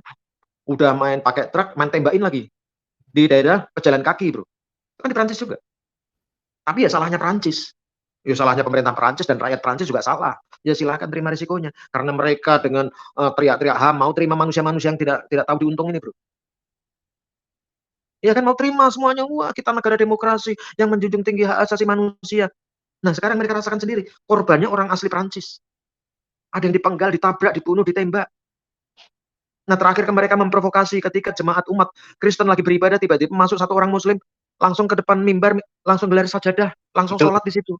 Itu sama halnya dengan ini ya, dengan orang-orang yang tiba-tiba sholat di tengah jalan itu loh. Aku kalau mikir orang kayak begitu itu, contoh lagi gini loh, bro. Ketika terjadi pembantaian massal di Rusia, itu Menteri Luar Negeri itu ada ngomong nggak? Nggak ada ngomong, bro. Oh, orang Sudi. Orang Sudi kan ya? Orang Sudi. Jenenge orang Sudi. Nggak ada suaranya sama sekali. Tapi sok-sokan ya ketika di PBB delegasi Israel mulai bicara dia keluar, bro. Ya kena gino. Kalau aku jadi ini ya, aku pikir di lapangan itu luar itu ada yang jualan somai, bro. Enggak, gini loh bro. Harusnya tahu diri. Secara ekonomi, secara militer, skala apapun, Israel itu jauh di atas Indonesia, bro. Tapi giliran delegasi Israel ngomong dia keluar. Artinya apa, bro? Orang Israel bilang, lu udah kere, sombong lagi, kan gitu. Oh, memang ngerokok aja ngutang ya. Rokok aja ngutang, sok-sokan bila. Enggak, itu iya. Kita nyangkut Israel sedikit ya. Israel ini hampir tiap hari itu mereka mengirimkan ini loh, bantuan kemanusiaan ke Gaza itu lebih dari 100 truk. Lebih dari 100 truk itu dari channelnya Hanaya Natali itu yang saya lihat itu ya. Dan mereka sebegitu care-nya sama warga Palestina yang ada di Gaza, tapi propaganda yang dilakukan sama Al Jazeera dan media-media yang kadrun-kadrun kayak begitu itu justru sebaliknya, yang dibilangnya katanya bantuan itu pas ada masyarakat Gaza yang mau mengambil bantuan ditembakin lah, macam-macam lah. Dan ini kemarin ada sempat sentilan dari propagandanya Hamas ketika tentara Israel IDF itu menyerang ke rumah sakit Al-Shifa yang ada di Gaza. Itu difitnahnya atau dipropagandakan keluar itu sama seperti yang dilakukan Hamas ketika sama sandera-sandera itu yang diperkosa. Itu dituduhkan sama tentara Israel, katanya ada yang memperkosa pasien di rumah sakit Al-Shifa sampai orangnya nggak bisa ngomong. Ini tuduhan fitnah yang lucu sekali yang disampaikan sama Hamas. Itu ada di channel tertentu, bahkan ada ya channel perorangan yang dia ngomong langsung, dia kayak podcast begitu. Dia berani ngomong kayak begitu, berani menfitnah kayak begitu. Ini propaganda apa lagi? Dan ternyata kemarin itu baru ada 3 pimpinan Hamas yang ternyata tertangkap di rumah sakit Al-Shifa. Ini kan artinya benar-benar bahwa rumah sakit itu dimanfaatkan Hamas untuk menjadi tempat perlindungan mereka dan untuk melakukan penyerangan terhadap Israel. Dan itu tidak bisa dipungkiri oleh PBB, dan ini rekamannya sudah disiapkan Israel untuk menjadikan bukti nanti ketika resolusi dari PBB untuk melakukan gencatan senjata. Kenapa Israel menolak? Karena memang benar-benar bahwa Hamas ini sudah tidak bisa ditolerir lagi. Mereka kalau misalkan ya kayak kemarin juga ini ada terjadi, Hamas itu meluncurkan roket di tengah-tengah resolusi PBB untuk melakukan gencatan senjata. Nah, ini kalau misalkan Israel nurut ya hancur Israel. Ya makanya kalau misalkan Israel menolak resolusi PBB untuk melakukan gencatan senjata, ya itu sudah menjadi perhitungan sendiri buat Israel untuk menolak resolusi itu. Karena kalau Israel mau dan nurut melakukan gencatan senjata, lah Israel yang diserang gimana? Ya. Jadi serba salah memang. Kalau serdadu Israel memperkosa, kan dituduhkan memperkosa pasien. Sampai yang diperkosa nggak bisa ngomong katanya lo. Ya, sekarang kita pakai logika aja lah, bro ya. Orang sakit, orang kelaparan itu mukanya kayak apa lah, bro? Masih nggak tentara itu bisa terangsang? Bisa birahi, lihat orang sakit, lihat orang kelaparan, tinggal tulang dan kentut misalnya kan? Ya mungkin pasien yang inilah, yang mungkin pasien yang ringan-ringan, yang masih seger. Bukan gitu. Bro, bukan. Masalahnya itu menyangkut ajaran, bro. Ajaran Yahudi kan jelas-jelas ekstrim, melarang memperkosa, berzina kan melarang. Lah kalau ajaran mereka kan membolehkan, bro. Maka mereka mengutarakan hal-hal seperti itu, memprovokasi sesuai dengan ajaran mereka.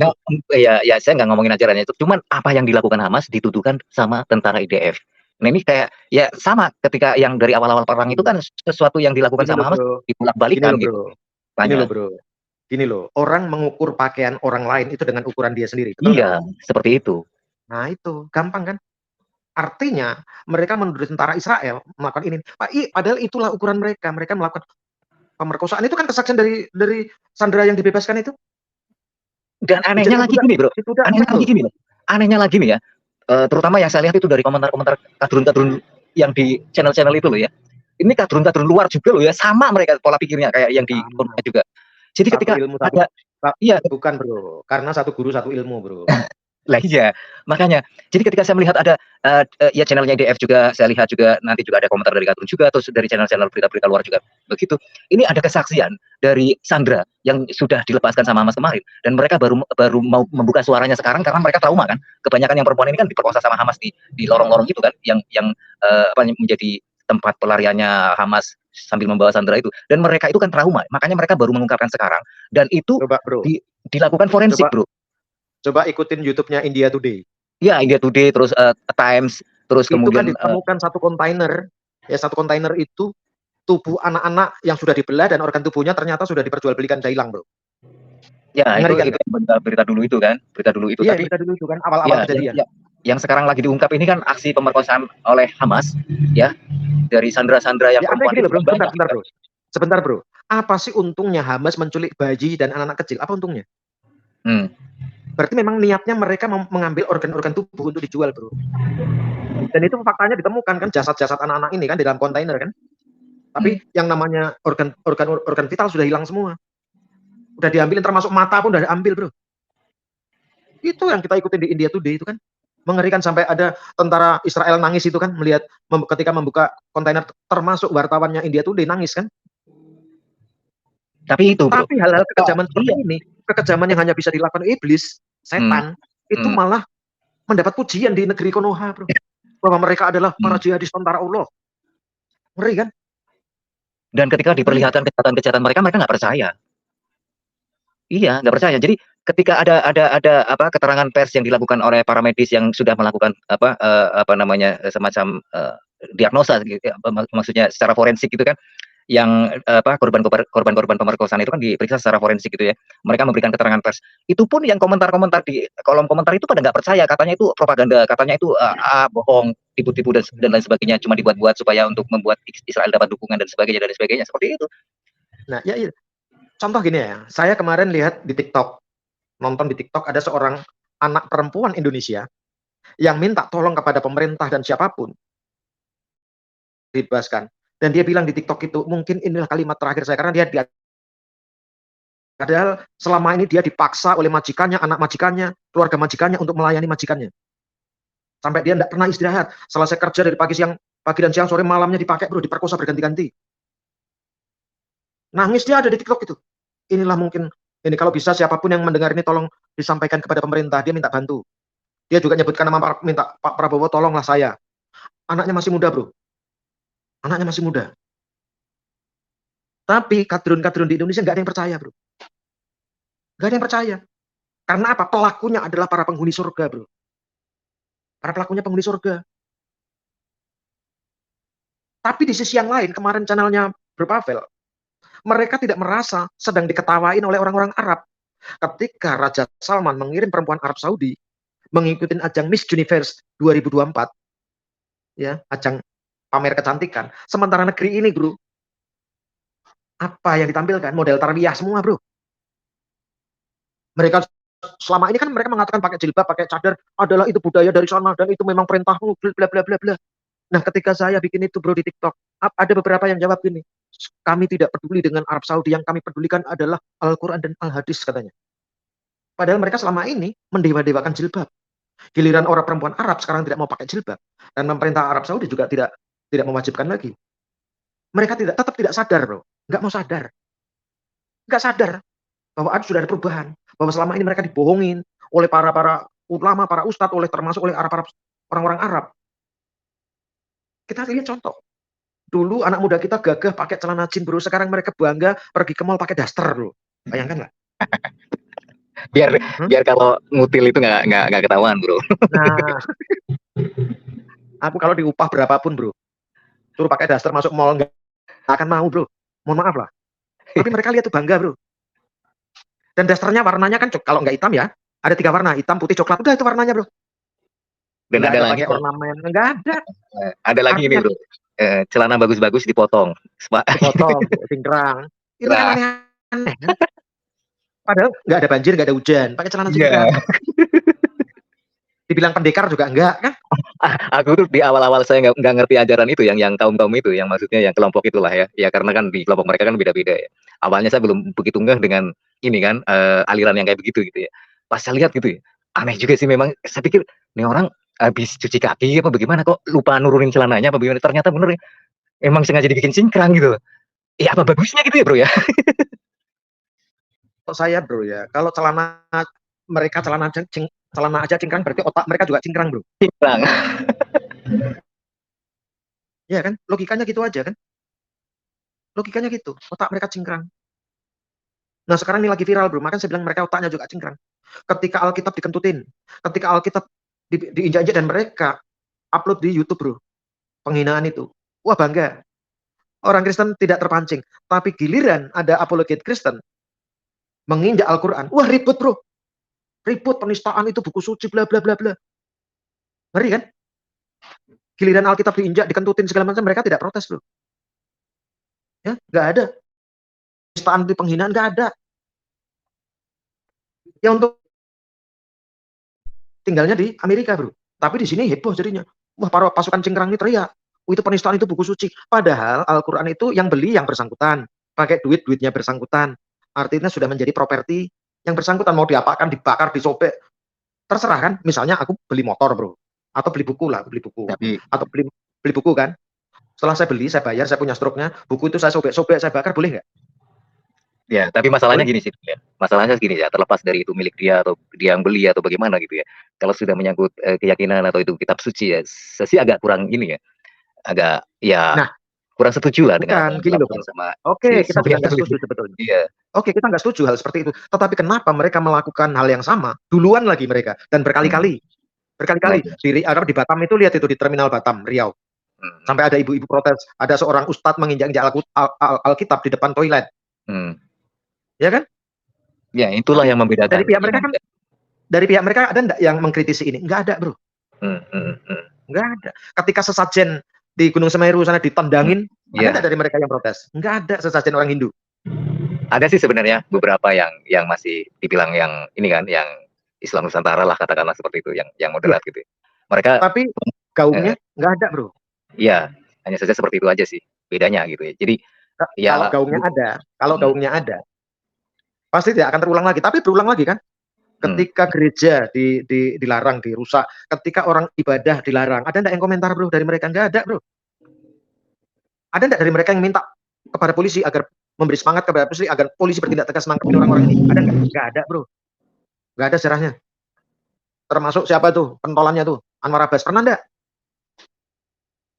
Anwar Abbas pernah enggak ngomong agar polisi menindak orang-orang yang melakukan penistaan agama? Agama apapun. Pernah enggak? Enggak pernah. Dan terus kejadian yang kemarin yang Al-Quran yang diinjak-injak sama yang anak belasan tahun itu ya. Ya, anak muda yang di Telegram apa Instagram ya? Grup Instagram ya. Telegram. Ya itu kan agamanya Islam ya kalau nggak salah ya. Kalau nggak salah ya, makanya itu. Jadi ya mungkin dia udah nggak percaya itu, tapi itu juga katanya disuruh juga sama orang tertentu gitu ya. Dan di wawancara sebuah stasiun TV oneng lah gitu ya. Itu seorang ustadz ditanya, itu jawabannya gini, kenapa hal ini sampai terjadi dan terus berulang terjadi? Ya karena aparat kepolisian selalu tidak tegas dalam menindak hal-hal kayak begini. Tapi mereka apa ya, seolah-olah menuju ke muka mereka sendiri. Justru kalau yang melakukan umat lain itu cepat loh. Tapi kalau yang melakukan umat Islam yang melakukan penistaan terhadap agama lain, justru itu yang dimaksud dengan polisi tidak bertindak tegas. Buktinya banyak gereja ditutup, banyak ibadah dilarang, dihalang-halangi, begitu dibubarkan gitu. Tapi polisi nggak bertindak. Iya, dan giliran yang melakukan itu ternyata dari umatnya sendiri, ya bingung mereka akhirnya kan. Akhirnya ya statementnya asal ngomong aja begitu. Padahal ya memang itulah kenyataannya, kalau sudah terjadi pada agama lain, mereka tidak melakukan tindak apapun gitu ya, seolah melakukan pembiaran gitu ya. Tapi giliran yang dinista umat mereka, ya cepat sebenarnya polisinya. Ya akhirnya kan mereka ketampar sendiri. Tapi mereka juga nggak sadar sedang menampar muka sendiri, bro. Iya, masalahnya di situ. sendiri. Coba kalau mereka sadar mereka sedang mengolok dirinya sendiri. Kalau mereka sadar, kalau mereka cerdas. Tapi mereka ngomong itu seolah-olah mereka yang paling benar, padahal itu sedang menampar muka dia sendiri. Iya.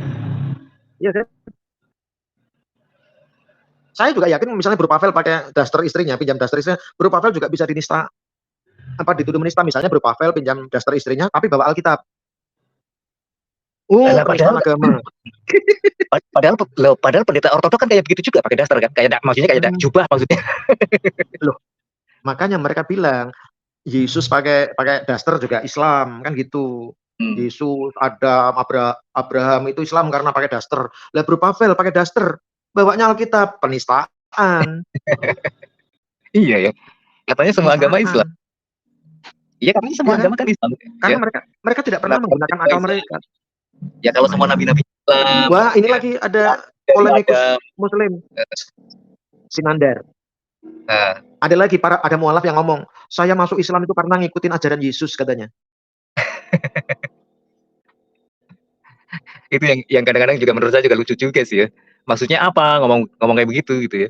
Gini loh bro, mereka masuk Islam gara-gara mengikuti Yesus. Kutanya lah, Yesus ngajarkan doa bagaimana? Apa yang diajarkan Yesus tentang doa? Doanya seperti apa? Ya kayak sholat. Goblok aku bilang gitu. Yesus tuh ngajarin kita berdoa seperti ini. Doa Bapa kami kan? Bapa kami yang di surga, dikuduslah namamu. Ya kan? Iya. Doa Bapa kami yang diajarkan oleh Tuhan Yesus itu doa Bapa kami, bukan sholat. Nggak pernah Yesus ngajarkan doa bersolat, itu nggak pernah. Wah, Sri Paus itu Islam. Paus Yohanes Paulus itu Islam. Kenapa? Karena begitu turun dari pesawat, kalau berkunjung satu negara, dia langsung sujud, mencium tanah. Goblok yang dipelihara itu loh. Mereka kan bermain di simbolik-simbolik aja, padahal tidak ngerti konteksnya apa. Yesus tidak pernah bersujud. Yesus ketika di Taman Getsemani, dia berdoa duduk. Duduk, lipat tangan. Batu sebagai meja. Duduk, orang Kristen berdoa duduk. Bukan tiarap. Emang orang Kristen ada yang doanya tiarap? Lah, hal-hal